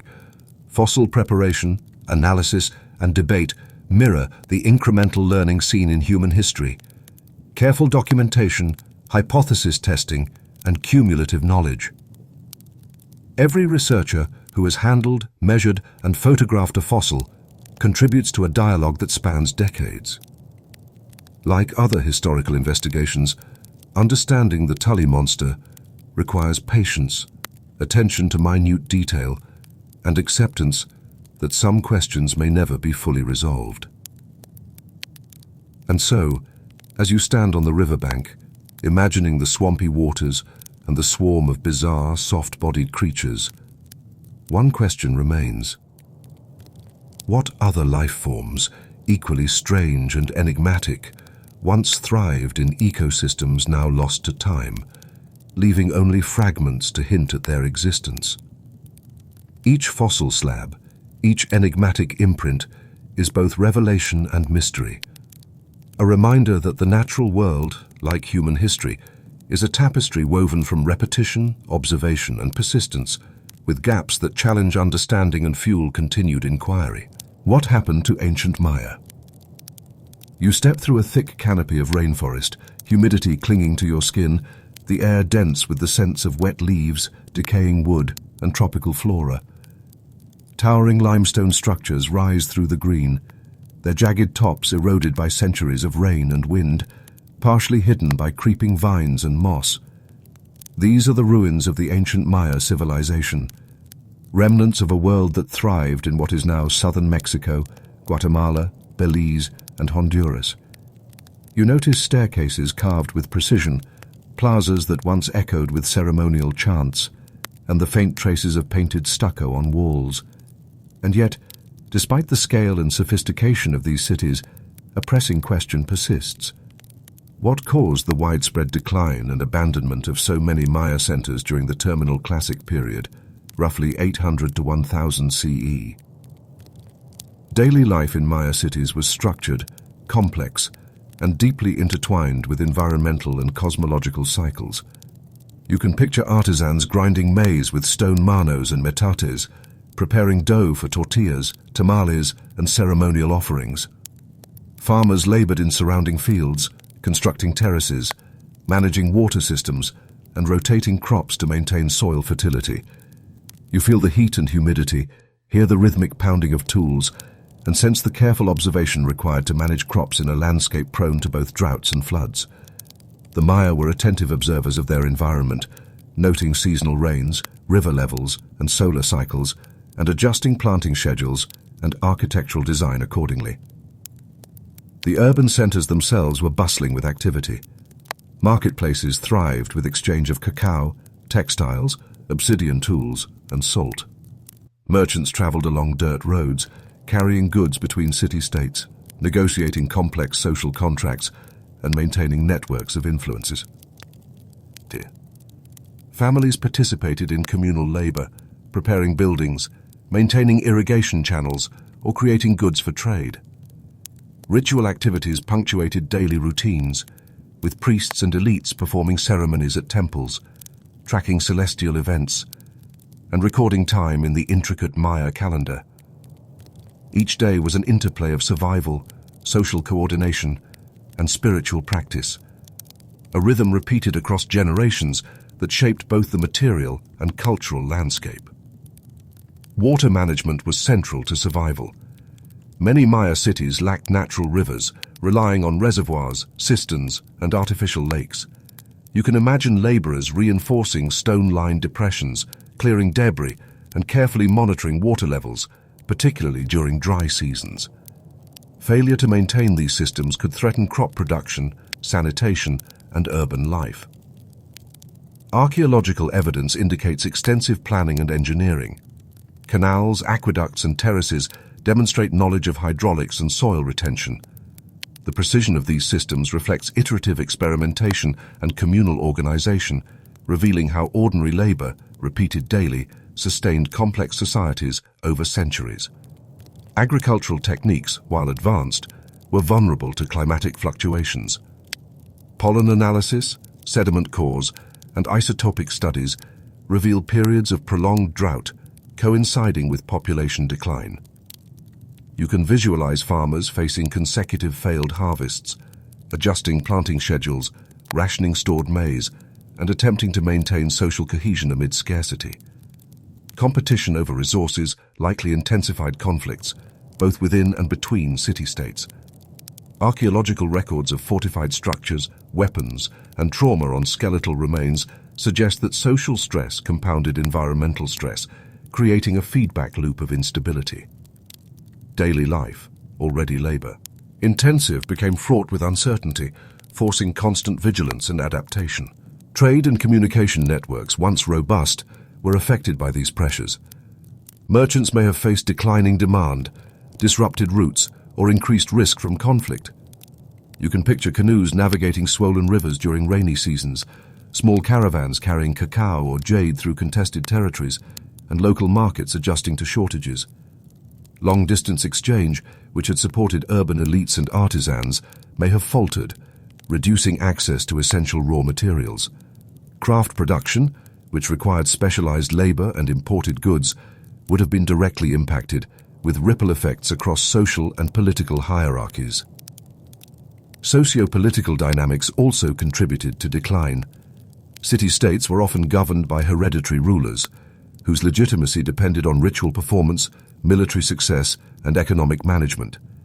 You can imagine elites convening councils, interpreting omens, organizing public labor, and negotiating alliances. During periods of environmental stress, these rulers may have struggled to maintain authority, leading to internal unrest, rebellion, or fracturing of centralized power. Temples fell into disuse, monumental construction ceased, and administrative records, recorded in codices or stelae, became increasingly scarce. Daily routines, once structured by centralized planning, gradually unraveled, leaving communities to adapt independently or abandon settlements altogether. Disease may have played a subtle but significant role. High population density in urban centers, combined with limited sanitation and waterborne pathogens, would have facilitated the spread of illness. You can imagine households coping with malnutrition, seasonal epidemics, or parasitic infections, further stressing already vulnerable communities. These pressures, while largely invisible in the archaeological record, intersected with climate variability, resource scarcity, and political instability to create a multifaceted crisis. Everyday acts, fetching water, preparing food, or maintaining terraces, became acts of both survival and resilience. Archaeological evidence also suggests adaptive strategies. Some communities relocated to smaller, more sustainable sites, focusing on local water collection, terrace farming, and reduced social complexity. You picture families moving along river valleys, constructing modest homes, and tending gardens carefully aligned with microclimates. Ceremonial and artistic production may have persisted in scaled-down forms, preserving cultural continuity, even as urban complexity declined. These adaptive practices highlight human resilience, the capacity for incremental adjustment, and the role of repetition and observation in survival. Daily life shifted focus from expansion and display to maintenance and endurance, a quieter rhythm shaped by necessity rather than ambition. Yet, despite decades of research. Fundamental questions remain unresolved. How exactly did the combination of environmental, social, and political factors culminate in widespread urban abandonment? Which cities fell first, and why? And how did smaller settlements persist for longer? You walk among partially collapsed structures, feel the humidity and hear distant calls of birds in the canopy, sensing the labor, observation, and decision-making embedded in each stone and terrace. The evidence is compelling yet incomplete. Climate data, ceramics, stelae, and skeletal remains offer glimpses, but the lived experience of fear, negotiation, and adaptation remains largely inaccessible. Each unanswered question invites further study, careful observation, and imagination grounded in empirical evidence. The story of the Maya illustrates the interplay of human ingenuity and environmental constraint. Terraces, reservoirs, temples, and roads testify to centuries of careful observation, laborious construction, and social coordination. Daily life demanded attention to detail, awareness of seasonal cycles, and responsiveness to both immediate and long-term challenges. Yet even the most sophisticated systems were vulnerable to extreme variability, demonstrating the fragility of complex societies in the face of multiple interacting pressures. You sense that understanding decline is not about a single event or factor, but about patterns of repeated actions, adaptation, and eventual limitations imposed by environment, resources, and social organization. And so, as you stand among the moss-covered steps of a once grand temple, one question lingers. Could the collapse of these cities have been mitigated with different environmental or political decisions? Or were the processes of decline inevitable given the cumulative stresses of climate, population, and social complexity? You are left with a sense of continuity and impermanence, recognizing both the achievements and vulnerabilities of human societies. The Maya legacy endures in ruins, art, and written records, yet the precise experience of daily life and the sequence of decline remains partially hidden, a reminder that history is always a blend of observation, inference, and mystery. Why was Roman concrete so strong? You stand on the edge of a weathered Roman harbor, watching waves lap gently against massive piers of stone and concrete, some of which have endured 2 millennia of salt water, storms, and shifting tides. The sun reflects off the worn surfaces, revealing small voids and rough textures in the grey material. You run your fingers along the edge of a broken column base, feeling the granular yet cohesive nature of the concrete. It is not merely stone or mortar, but a sophisticated blend, carefully formulated to endure both environmental stress and the passage of centuries. How did the Romans achieve such durability, and what does this tell us about their approach to materials, labor, and engineering? Roman concrete, or opus cementitium, was a carefully balanced combination of volcanic ash, lime, water, and aggregates, such as small stones or broken bricks. You imagine workers in quarries grinding pumice and ash, mixing these powders with slaked lime and water in precise proportions, then adding coarse stones for bulk and strength. Each step required attention to detail. If ratios were off, the mixture would crack or fail. If water content was inconsistent, workability and curing would be affected. Laborers relied on experience, observation, and repetition, fine-tuning recipes over decades to adapt to local materials, environmental conditions, and structural requirements. Daily routines involved consistent monitoring, careful mixing, and timing, all to achieve a material that would set, harden, and strengthen over time. The remarkable durability of Roman concrete is partly chemical. Volcanic ash contains reactive silica and alumina, which interact with lime and water to form strong, stable minerals such as calcium aluminum silicate hydrate. You can imagine workers pouring fresh concrete into wooden molds, compacting it and allowing it to cure gradually. Unlike modern Portland cement, Roman concrete often became stronger with age, particularly in marine environments where seawater catalyzed the formation of interlocking minerals. You visualize waves repeatedly washing over a pier, leaching minerals and creating additional cementation in situ, a process of self-healing that modern engineers only recently began to replicate. The Romans had no knowledge of modern chemistry, yet empirical observation and iterative practice produced results that modern scientists find extraordinary. Daily work with concrete was labor-intensive. Quarrying stone, transporting ash and lime, measuring and mixing ingredients, pouring into molds, and tamping by hand required coordinated effort. You picture teams of laborers moving massive blocks of aggregate, continually monitoring the mixture's consistency and adjusting proportions to account for humidity, temperature, or material variation. Scaffolding, wooden forms, and basic pulleys were employed to shape columns, arches, and vaults, each structure requiring careful timing and coordination. Even minor errors in mixing or placement could compromise structural integrity, emphasizing the importance of routine, observation, and craftsmanship. The durability of Roman structures reflects not just material choice, but meticulous, repeated labor executed with attention to detail. Concrete enabled architectural innovation. You can imagine architects and engineers designing domes, aqueducts, amphitheaters, and bridges with shapes that optimized load distribution, facilitated water drainage, and resisted seismic activity. Concrete allowed for curved surfaces, vaulted ceilings, and submerged piers, impossible with simple stone masonry. Daily life of builders involved understanding stress, weight, and structural continuity, often learned through apprenticeship and direct observation, rather than formal calculation. Each construction project was a synthesis of empirical knowledge, trial and error, and careful replication embedded in the rhythm of work from quarrying to finishing.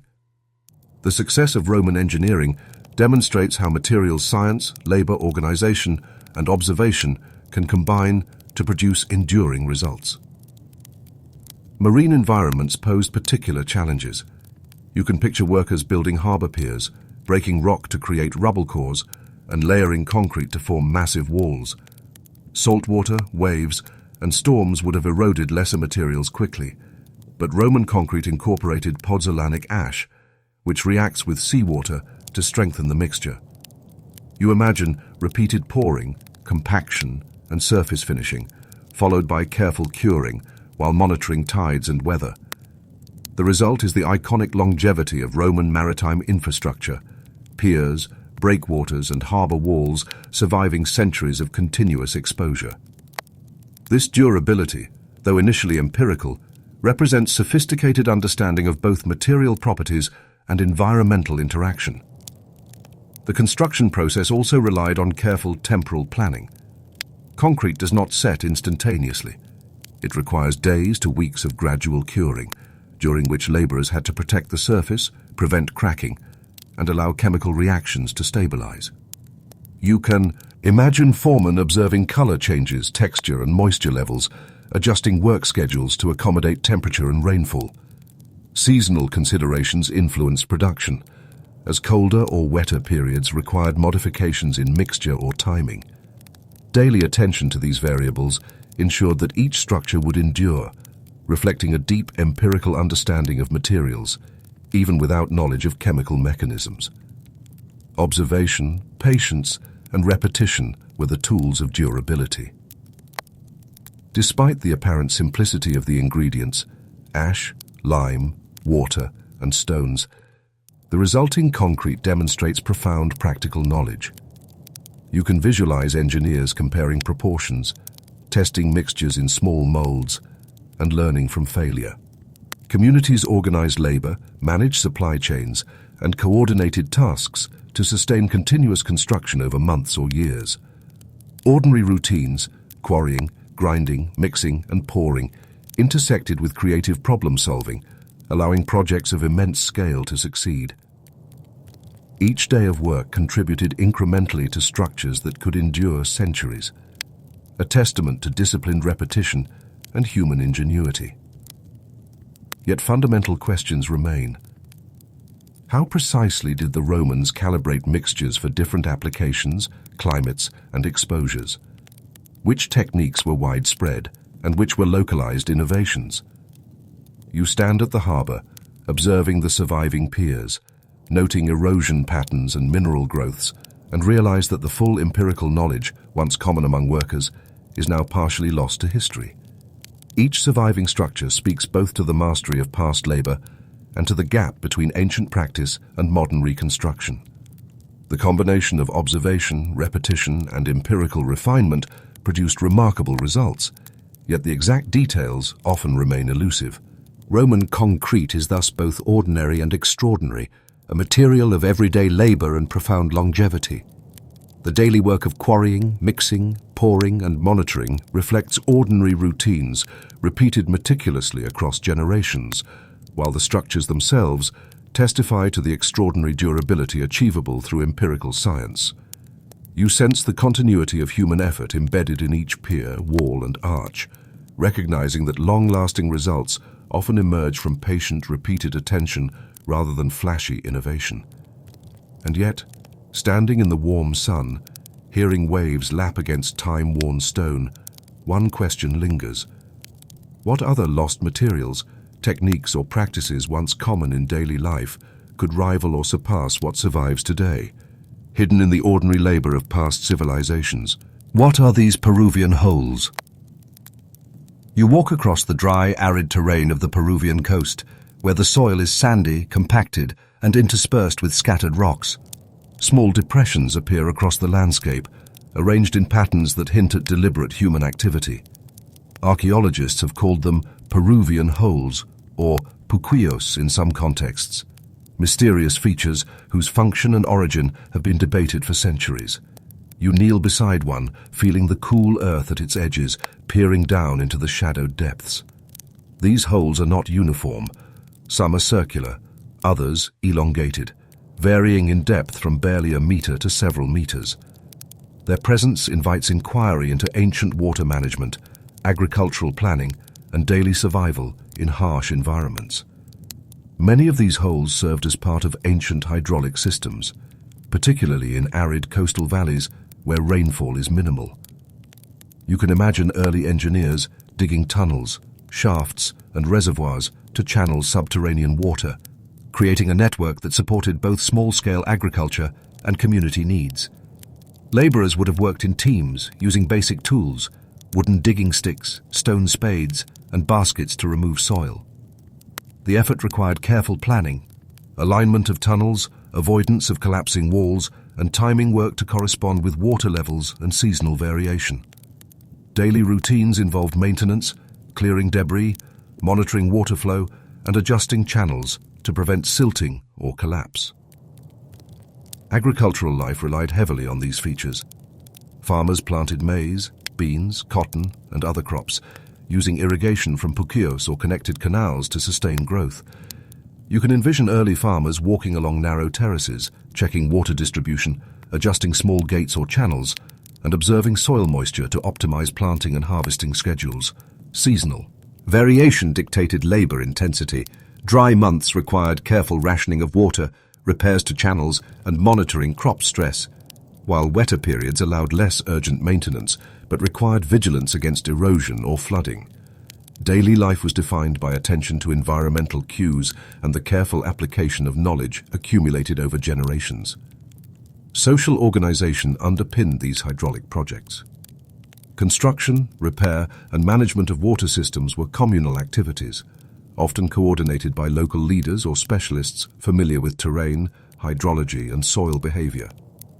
You imagine meetings held in small plazas where labor schedules were planned, resources allocated, and progress monitored. Knowledge of construction methods, tunnel placement, and water flow was likely transmitted orally, through apprenticeship, or by repeated demonstration. Each worker's contribution, though seemingly mundane, was essential for the survival and productivity of the broader community. The interaction of labor, observation, and local knowledge exemplifies how ordinary routines supported complex infrastructure. Archaeological evidence provides insight into construction techniques. Some holes are connected to underground galleries that access aquifers, lined with stone or compacted earth to prevent collapse. Others feature ventilation shafts to facilitate maintenance and water circulation. You can picture laborers descending narrow shafts, clearing silt, reinforcing walls, and checking water clarity. Regular inspection and repair were necessary, requiring both knowledge of local geology and repeated observation. These ordinary practices ensured the functionality of the system over decades, highlighting how long-term survival depended on persistent, attentive labor rather than singular acts of engineering genius. Environmental adaptation was critical. The Peruvian coast is subject to irregular rainfall, occasional flooding from Andean rivers, and high evaporation rates. You can imagine farmers monitoring seasonal changes, adjusting water distribution, and carefully scheduling labor to prevent water loss or crop failure. Maintenance of the holes and channels required constant vigilance. Sediment had to be cleared, vegetation managed, and occasional repairs undertaken after storms. Daily life involved iterative observation and response to subtle environmental cues, a rhythm of labor shaped by necessity and guided by empirical understanding. Trade and resource management also intersected with these hydraulic systems. Surplus crops supported local markets, allowed barter for tools or cloth, and enabled storage for lean periods. You can envision granaries positioned near cultivated terraces, monitored for pests and moisture, with water management playing a direct role in sustaining food security. Household routines involve both production and preservation, planting, watering, harvesting, and processing crops into consumable goods. Each cycle, repeated annually, demonstrates the integration of environmental knowledge, labor, and social organization into daily life. Despite detailed study, questions remain unresolved. How precisely were these holes aligned to maximize water capture? Did different communities adapt designs independently, or was knowledge transmitted along trade and communication networks? How much experimentation, trial and error, or observational learning was involved in their development? You can walk among the depressions today, measure their depth, examine soil layers, and still only infer the cumulative human effort that created them. Each hole is both a functional feature and a historical artifact, representing countless small decisions, observations, and adjustments over time. The Peruvian holes illustrate the intimate connection between ordinary labor, environmental observation, and technological adaptation. Every dig, inspection, and repair contributed to the long-term viability of communities in a challenging climate. Daily routines of water management, agricultural maintenance, and social coordination reflect patterns of persistence and attentiveness that are easily overlooked, yet crucial for survival. You can feel the rhythm of life embedded in these features, the careful monitoring of water, the iterative improvement of techniques, and the transmission of practical knowledge from one generation to the next. And yet, as you stand in the sunlit valley, looking across the rows of small, shadowed depressions, one question persists. How many features remain undiscovered, buried beneath sand or soil, and how much of the ingenuity, experimentation, and communal labor that produced them is forever lost to history?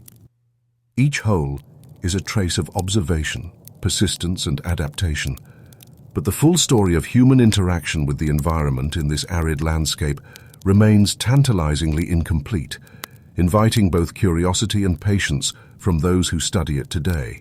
What does this 4,000-year-old comb say? You hold a small, delicately carved comb in your hand, its teeth slightly worn, edges smooth from millennia of careful use. Archaeologists date it to roughly 2000 BCE, placing it in a period when humans in Mesopotamia, the Indus Valley, and ancient Egypt were mastering agriculture, trade, and urban planning. At first glance, it is an ordinary object, unremarkable in size or material, often made of bone, wood, or ivory. But it carries extraordinary insight into daily life, hygiene, aesthetics, and social norms of its time.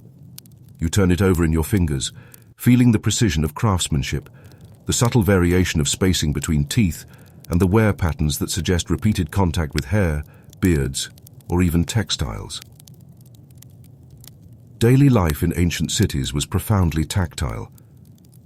You imagine artisans shaping combs from bone or wood using stone tools, sanding them to smoothness, and testing teeth alignment carefully.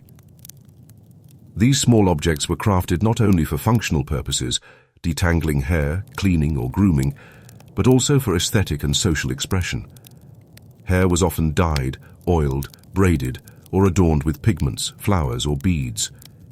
You can picture individuals meticulously arranging hair, using oils to protect against sun and pests, and relying on combs for both practical and decorative purposes. Each action, repeated daily, represents attention to detail, sensory observation, and cultural knowledge embedded in ordinary routines.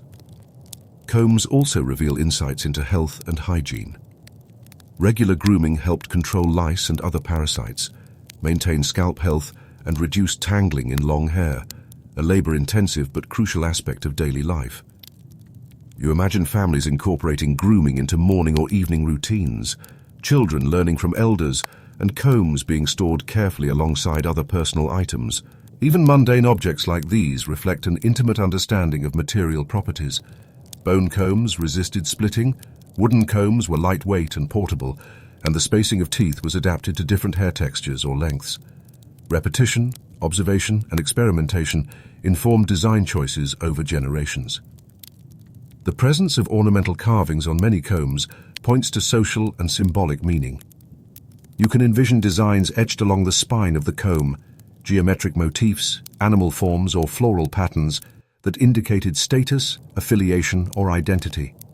Such details required artisans to exercise careful control over tools, plan their work in advance, and repeat familiar patterns with precision. The combination of function and ornamentation illustrates the interplay between everyday utility and cultural expression. Daily routines included both labor and artistry, blending pragmatic needs with aesthetic sensibilities, which together formed the fabric of ordinary life. Trade and material sourcing add another layer of complexity. Ivory, for example, might come from elephants, walruses, or hippopotamuses, transported over long distances via trade networks connecting diverse regions. Bone combs could derive from domesticated cattle, sheep, or goats, each material presenting its own challenges for carving and shaping. You can imagine artisans selecting the right piece, testing its flexibility, and adjusting cutting techniques accordingly. Supply chains for materials, though small-scale compared to monumental construction, relied on planning, negotiation, and careful observation of both environmental availability and quality standards. Combs also played a role in ritual and identity. In some cultures, hair grooming was linked to rites of passage, religious ceremonies, or daily purification practices. You can picture participants preparing for communal gatherings, applying oils and using combs to ensure appearance conformed to cultural norms, or adorning hair with symbolic embellishments. Objects that seem mundane to us, small, portable, everyday tools, were deeply enmeshed in patterns of behavior, observation, and social coordination. Each action, while ordinary, reflected attention to detail, cultural knowledge, and repeated practice over time. The archaeological record preserves subtle information about usage. Wear patterns, residues of oils, and traces of pigments provide clues about frequency and purpose. You can imagine a comb used dozens of times each day over several years, gradually developing unique marks that reflect human interaction. Each artifact carries traces of multiple generations of use, revealing not only technical skill, but also preferences, habits, and bodily practices. These ordinary rhythms, repeated countless times, become both functional and expressive, providing insight into the lived experience of people long gone. Despite the abundance of combs in museum collections, fundamental questions remain unresolved. Which techniques for shaping, smoothing, or finishing combs were most widespread, and which were regional innovations? How did daily grooming intersect with social hierarchies, aesthetic preferences, or ritual practices? You can examine wear marks, carved motifs, and material choices, yet the full story of human interaction, the subtle judgments, repeated observations, and habitual care that gave each comb meaning, remains partially hidden. The comb is both ordinary and extraordinary, a small object that opens a window onto centuries of labor, knowledge, and cultural expression. The story of the 4,000-year-old comb demonstrates the intersection of material science, social life, and habitual practice. Each action, cutting, sanding, smoothing, combing, and ornamenting, reflects iterative learning and careful attention, repeated daily in a cycle that connected individuals to their communities and environment. You can almost hear the quiet rhythm of hands at work, smell the faint residue of oils and pigments, and sense the subtle judgments that shaped every artifact. In its smallness, the comb embodies the cumulative labor, observation, and continuity of human life. And yet, as you place the comb back on the table, one question lingers. What other ordinary objects, once central to daily life, carry hidden stories of labor, culture, and observation that we have yet to uncover or fully interpret? Each artifact is a silent witness to human routine, skill, and adaptation, preserving fragments of experience that challenge our imagination and reward patient attention. The comb, mundane yet profound, invites reflection on the intricate web of daily life, cultural knowledge, and continuity that defines human history. How did we get to the Ryukyu Islands? You step onto a narrow, sandy beach, the waves gently lapping at your feet, and gaze at the lush, subtropical greenery of the Ryukyu Islands, stretching across hundreds of kilometers between Kyushu and Taiwan. The islands are small, yet their archaeological record suggests human occupation dating back thousands of years. You imagine early mariners approaching the islands in dugout canoes or rafts, navigating currents, wind patterns, and monsoon seasons, with only celestial cues, bird flight paths, and swell patterns as guides. How did humans reach these remote islands, and what does this reveal about maritime technology, observation, and survival strategies in ancient East Asia?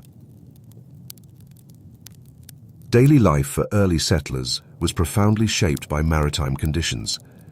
You can picture groups carefully preparing canoes, inspecting hulls for cracks, bundling supplies, and constructing temporary shelters on coastal terraces. Food procurement depended on fishing, shellfish collection, and foraging, while agriculture developed gradually with the introduction of taro, millet, and rice cultivation. You hear the rhythm of waves and wind, smell salt and seaweed, and feel the heat of tropical sun on the skin. Survival depended on close observation of tides, currents, and weather patterns, knowledge passed orally across generations, and practiced routines that balanced exploration with safety. Crafting and maintaining seafaring vessels required meticulous skill. Canoes were carved from single logs or assembled from planks lashed together, with lashings, caulking, and steering mechanisms adapted to local resources. You can imagine early mariners testing buoyancy, adjusting hull shape, and repeating voyages to refine techniques. Daily labor included felling trees, shaping wood, and fashioning tools from stone or shell. Observation of wood properties, water, behavior, and environmental conditions informed iterative improvements.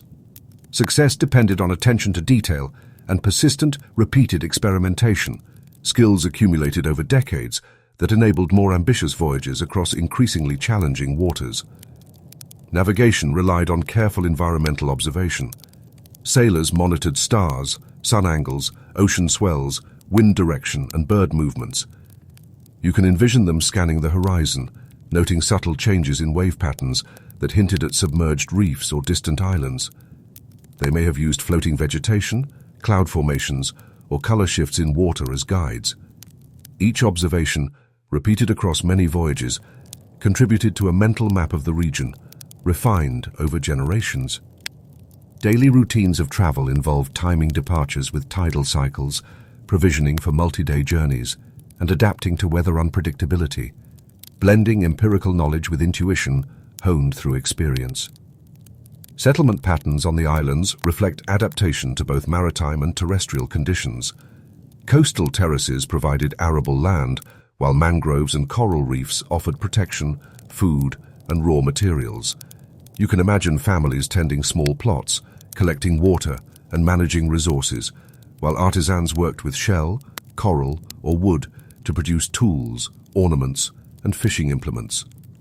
Daily routines integrated subsistence, trade, and social cohesion, constructing homes, preparing food, repairing vessels, and teaching younger generations essential skills. Each repetitive action, though ordinary, was critical to survival and community continuity. Trade and exchange networks further connected the Ryukyu Islands to broader East Asia.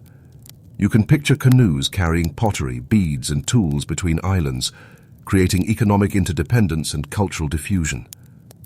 Observing coastal currents, mariners learned seasonal patterns, optimizing travel and minimizing risk. Daily labor included maintaining storage areas, repairing vessels, and monitoring stockpiles of food and fresh water. These practices relied on empirical knowledge of tides, weather, and seasonal availability, demonstrating the practical intelligence embedded in routine activities. Survival was inseparable from observation, adaptation, and the repetition of tested strategies. Environmental adaptation was essential. Typhoons, monsoon rains, and shifting currents posed constant challenges. You can imagine families securing shelters, storing provisions, and adjusting agricultural practices in response to seasonal conditions. Labor was iterative, clearing debris, reinforcing terraces, repairing shelters, and monitoring water supplies. Observation of environmental signals, coupled with experiential learning, allowed communities to anticipate hazards, manage resources, and sustain livelihoods across generations. Each ordinary action reinforced knowledge critical for long-term survival and continuity. Despite substantial archaeological research, fundamental questions remain unresolved. Which migration routes were most commonly used, and how did early mariners choose between shorter, riskier crossings and longer, safer detours? What role did local knowledge, observation, and trial-and-error learning play in shaping navigation strategies? You stand on the beach, feeling sand between your toes, listening to waves, imagining early voyagers scanning the horizon, and realize that the precise methods of route selection, timing, and risk assessment remain partially speculative. The evidence, canoe remnants, shell middens, and pottery shards, provides tantalizing glimpses, but cannot fully reveal daily decisions or human ingenuity in motion. The story of early settlement in the Ryukyu Islands highlights the intersection of maritime skill, environmental awareness, and routine labor. Crafting vessels, observing tides and stars, managing resources, and repeating voyages reflect incremental learning and adaptation. Daily life was shaped not by extraordinary feats alone, but by repeated attention, observation, and practice, embedding practical intelligence into routines. You can sense the rhythm of life, paddling across channels, tending crops, repairing shelters, and navigating subtle environmental cues, all ordinary actions with cumulative impact. And yet, as you watch the sun set over the archipelago, one question persists. How many lessons in adaptation, observation, and persistence were encoded in these small-scale, repeated actions, now largely invisible to us? Each artifact, each remnant of settlement, tells a story of careful attention to detail, empirical learning, and survival. But the full experience of early voyagers, the daily decisions, hazards, and achievements, remains largely beyond our reach. The Ryukyu Islands preserve both evidence of human ingenuity and the enduring mystery of how ordinary labor shaped extraordinary journeys. What did ancient perfume smell like? You step into a quiet chamber in a recreated ancient Egyptian workshop, the air faintly redolent with lingering aromas of oils, resins, and crushed flowers. Shelves lined with small jars and ceramic vessels hold traces of substances used thousands of years ago, while stone mortars and pestles sit nearby, tools for grinding, blending, and mixing fragrant materials. You pick up a small alabaster jar, its narrow neck designed to limit evaporation, and imagine the scent it once contained. Though we cannot fully reconstruct it, analysis of residues, texts, and trade records allows us to infer the everyday experience of perfume, its preparation, and its role in ritual, medicine, and daily life. Ancient perfumery was both art and science. Artisans combined plant resins, essential oils, animal products, and sometimes minerals to produce fragrant mixtures. You can imagine grinding frankincense or myrrh with stone tools, extracting oils from flowers like jasmine, rose, or lotus, and slowly heating or macerating ingredients to release their scent. Each step required careful observation. Too much heat could ruin a volatile oil, while insufficient maceration would produce a weak fragrance. Daily routines involved repeated testing, blending, and adjusting proportions, often guided by apprentices observing masters, recording variations in scent, and refining techniques over years of practice. Perfume had both personal and ceremonial significance. You can picture individuals anointing themselves before attending markets, religious ceremonies, or funerals, the smell marking status, piety, or preparation for social interaction. Oils were applied to skin, hair, and clothing, sometimes combined with ointments or cosmetics, integrating fragrance into daily grooming. You might imagine women carefully combing perfumed oils through long hair, men rub it, and scented balms across arms and neck, and children observing these routines, gradually learning social and olfactory norms. Each application, repeated daily, reinforced cultural expectations and personal identity. The sourcing of materials was extensive and often international. Frankincense came from southern Arabia, myrrh from Ethiopia, and cassia, or cinnamon, from distant forests. You can envision caravans and ships transporting fragile resins and oils over deserts, seas, and mountains, with careful packaging to preserve aroma. Merchants inspected cargo, tested quality, and distributed substances to workshops and households. Daily routines involved meticulous handling, weighing, and storage, often in cool, shaded chambers to prevent spoilage. Observation, repeated care, and empirical knowledge of materials were essential to maintain quality and ensure that the scents endured for the intended purpose. Perfume also played a role in medicine and ritual. Certain aromatic compounds were believed to promote health, repel pests, or serve as offerings to deities. You can imagine priests preparing incense mixtures for temple ceremonies, applying aromatic pastes to sacred statues, or distributing scented oils during purification rituals. Everyday labor involved grinding, blending, and measuring ingredients with precision, guided by textual knowledge, apprenticeship, and repeated experimentation. Even the most ordinary tasks, macerating flowers, stirring resins, or cleaning vessels, contributed to a system of practice that intertwined material culture, sensory experience, and social meaning. The chemistry of perfume, while not formally understood, was observed empirically. Artisans noted that some flowers released scent only when crushed gently, while others required maceration or heat. They observed interactions between oils, resins, and fats, testing mixtures repeatedly to achieve desired consistency, scent strength, and longevity. You can imagine the rhythm of these routines: crushing petals at sunrise, mixing oils in the afternoon, and testing fragrance in the evening light. Each action, ordinary in isolation, was part of a cumulative body of knowledge, refined through repetition and attentive observation over generations. Trade and storage also influenced daily experience. Containers were carefully sealed to prevent evaporation, jars were labeled or distinguished by shape and decoration, and routines were established for handling and measuring small quantities. You can picture apprentices learning to pour oils without spilling, to stir mixtures with consistent motion, and to assess scent strength through repeated exposure. Daily observation, how the mixture reacted to light, air, or heat, was crucial, reflecting a methodical, patient approach that mirrors modern laboratory practices. Ordinary repetition ensured both functionality and quality in the production and use of fragrance. Despite detailed residue analysis and textual evidence, fundamental questions remain. How closely can we reconstruct the sensory experience of ancient perfume? Which combinations were most popular, and which were reserved for ritual or elite contexts? You might sniff a reconstructed mixture today and find it evocative yet incomplete, hinting at subtleties lost to time. The full context, daily labor, seasonal harvesting of plants, and empirical testing of mixtures, is largely invisible, preserved only in fragmentary jars, texts, and laborious chemical traces. Each bottle, each residue, represents countless small acts of observation, trial, and repetition, a material archive of human interaction with smell. The story of ancient perfume illustrates the intersection of sensory experience, labor, and cultural practice.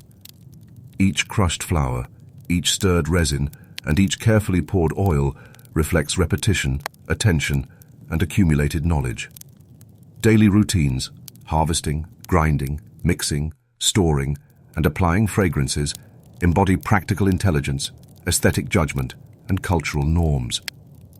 You can almost sense the rhythm of the workshop, the quiet grinding, careful mixing, and repeated testing, a daily practice that links material, sensory, and social life in a delicate continuum.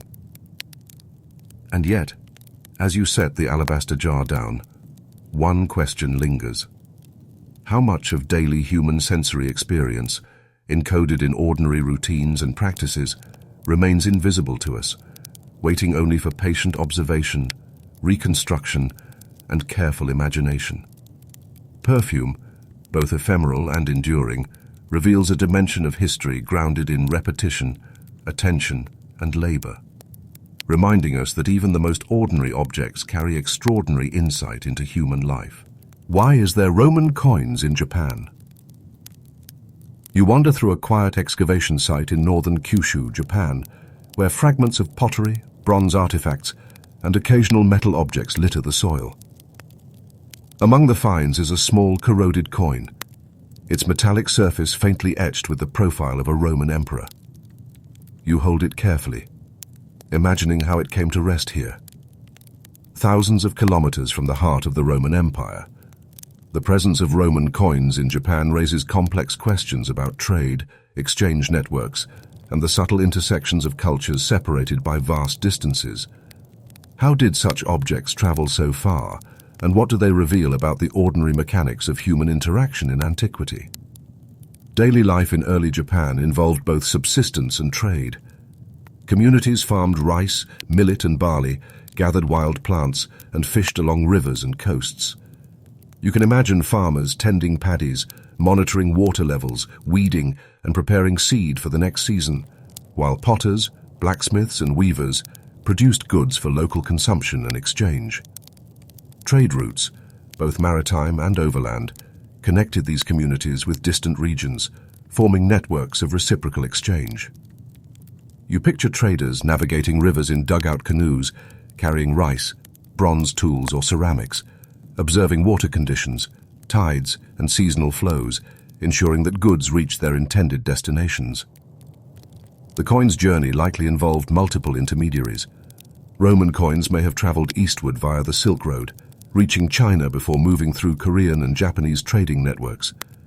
You can imagine merchants in Chinese river towns examining coins, repurposing them as weights or decorative objects, and trading them for silk, lacquer, or other goods. Daily labor involved sorting, weighing, and packaging items, careful observation of authenticity, and denegotiation of value. Each transaction, repeated countless times, allowed rare objects like Roman coins to migrate gradually across continents, embedded in ordinary routines of trade and commerce. Cultural adaptation also played a role. Roman coins, while foreign in origin, were often reinterpreted locally. They might serve as currency, symbolic ornament, or ritual object.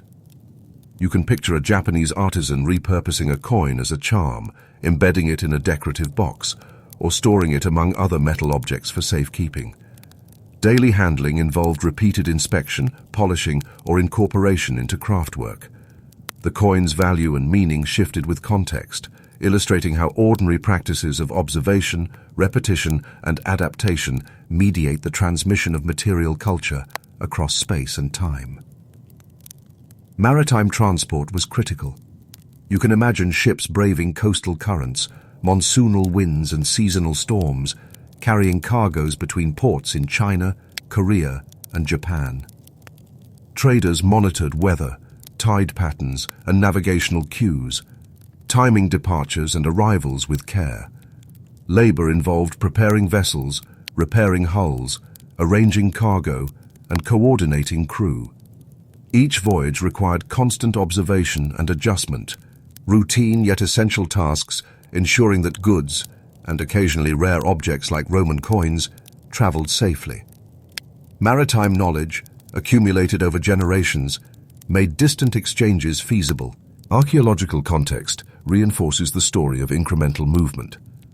Coins found in Japan are usually isolated, discovered among pottery shards or metalwork fragments, rather than in large hoards.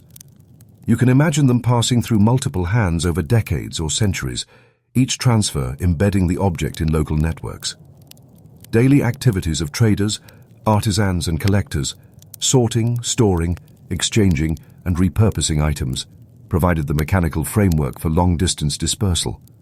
Ordinary labor, observation and repetition facilitated extraordinary connections between cultures separated by vast distances, leaving subtle traces in archaeological records. Despite careful study, questions remain. Did Roman coins arrive intentionally as part of trade, or were they accidental, passing through networks of exchange in unexpected ways? What cultural significance did they hold for local communities, and how did repeated handling alter perception and use? You stand over a partially excavated site, brushing dirt from ceramic fragments, noting the faint metallic shimmer of the coin, and realize that the human practices that enabled such exchanges, daily labor, observation, trade, and adaptation, remain largely invisible. Artifacts provide clues, but rarely reveal the full narrative of ordinary activity that carried them across continents. The presence of Roman coins in Japan underscores the complexity of historical connectivity. Each coin embodies repeated observation, negotiation, and movement through networks of ordinary labor. Transport, exchange, storage, and repurposing. Daily routines, counting, inspecting, polishing, embedding, or trading, created pathways for materials to traverse extraordinary distances. These small, repeated actions, often unnoticed in isolation, cumulatively shaped patterns of cultural exchange, leaving traces for modern observers to reconstruct, use and interpret. Ordinary routines, grounded in attention and persistence, enabled remarkable connectivity in a pre-modern world. And yet, as you carefully return the coin to its protective tray, one question lingers. How many other objects, now lost to time, traversed similar paths, silently bridging distant cultures through repeated human labor, observation, and exchange?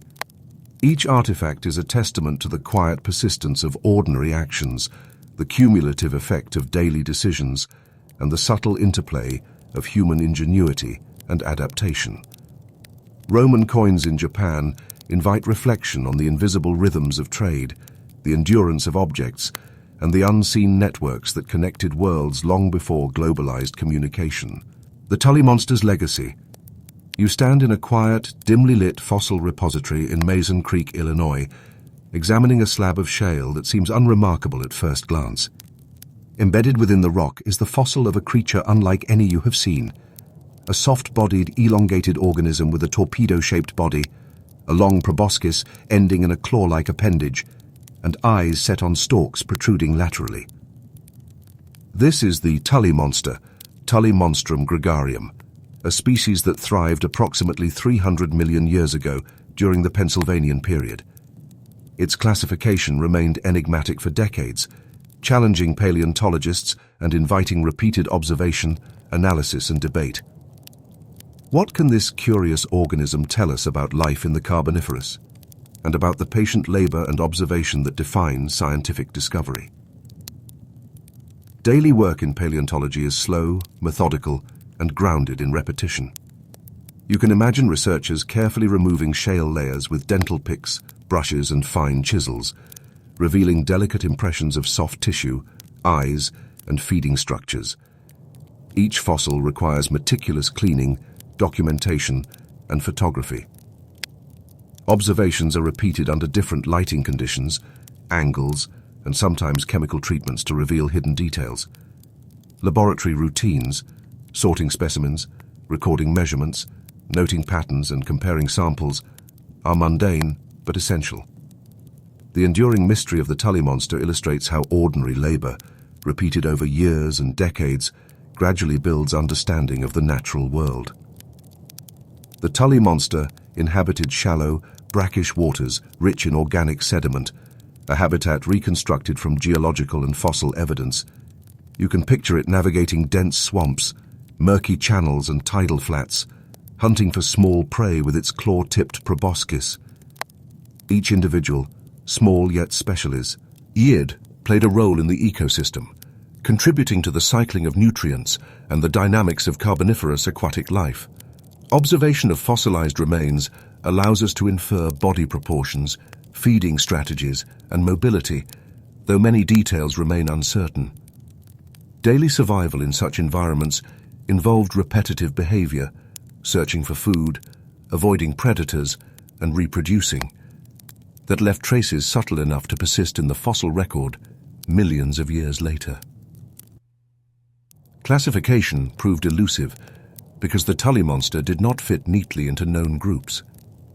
Researchers debated whether it was a mollusk, an arthropod, a worm, or a vertebrate. You can imagine paleontologists reviewing thousands of specimens, noting recurring features, measuring structures, and comparing them to extant and extinct taxa. Each iteration of analysis, repeated with care, contributed incremental insight. Modern techniques, CT scanning, isotopic analysis, and 3D reconstruction, added layers of observation previously unavailable. Daily routines in research, often painstakingly repetitive, underscore the laborious nature of scientific knowledge. Understanding emerges slowly through observation, documentation, and careful comparison. The fossil's delicate preservation is also remarkable. You can picture the carboniferous sediment settling gently over soft-bodied organisms, protecting impressions from decay and distortion. Over millions of years, minerals infiltrated the tissue impressions, stabilizing the fossil while retaining fine detail. Each specimen reflects not only the life of the organism, but also a series of ordinary events in sedimentation, compaction, and chemical transformation. Observation and patient analysis allow paleontologists to reconstruct morphology, infer behavior, and situate the Tully monster within its ecological context. These ordinary processes, repeated countless times in both the fossilization and scientific study, enable extraordinary understanding across deep time. Scientific debate demonstrates how knowledge is iterative. Hypotheses about the Tully monster's classification evolved with each new observation. Initial guesses gave way to more nuanced interpretations, tests, and comparative studies.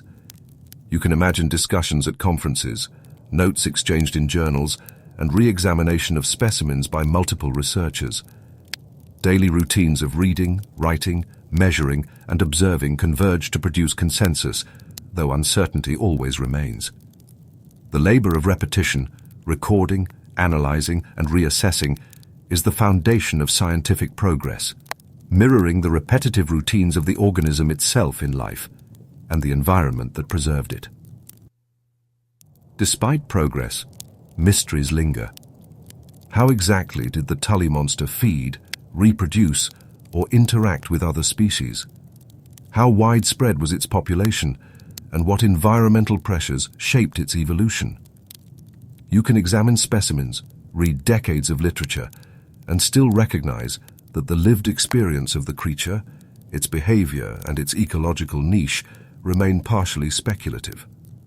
Observation and interpretation, repeated over years, allow reconstruction, but many aspects of life in the Carboniferous remain hidden, encoded in the ordinary accumulation of fossils, sediment, and patient labor. The Tully monster exemplifies the intersection of ordinary labor, environmental circumstance, and enduring mystery. Each fossil reflects repeated events, the organism's habitual behavior, sediment deposition, mineral replacement, and finally, careful observation and documentation by scientists. Daily work, sorting, cleaning, measuring, comparing, and debating, has transformed enigmatic impressions into meaningful insights about ancient life. The story of the Tully monster illustrates that understanding emerges not from singular dramatic events, but from persistent observation, repetition, and patient attention to detail, whether in nature or in the laboratory. And so, as you set down the slab and step back, one reflection emerges. The legacy of the Tully monster is not only biological, but methodological. It reminds us that enduring understanding, whether of ancient organisms, civilizations, or human ingenuity, arises from ordinary, repeated labor, meticulous observation, and the willingness to sit with uncertainty. Each fossil, each measurement, each repeated observation contributes incrementally to knowledge, preserving both the mystery of life long past and the quiet diligence of those who study it. In the end, the Tully monster leaves us not with answers alone, but with a testament to patience, persistence, and the cumulative power of ordinary action over extraordinary spans of time.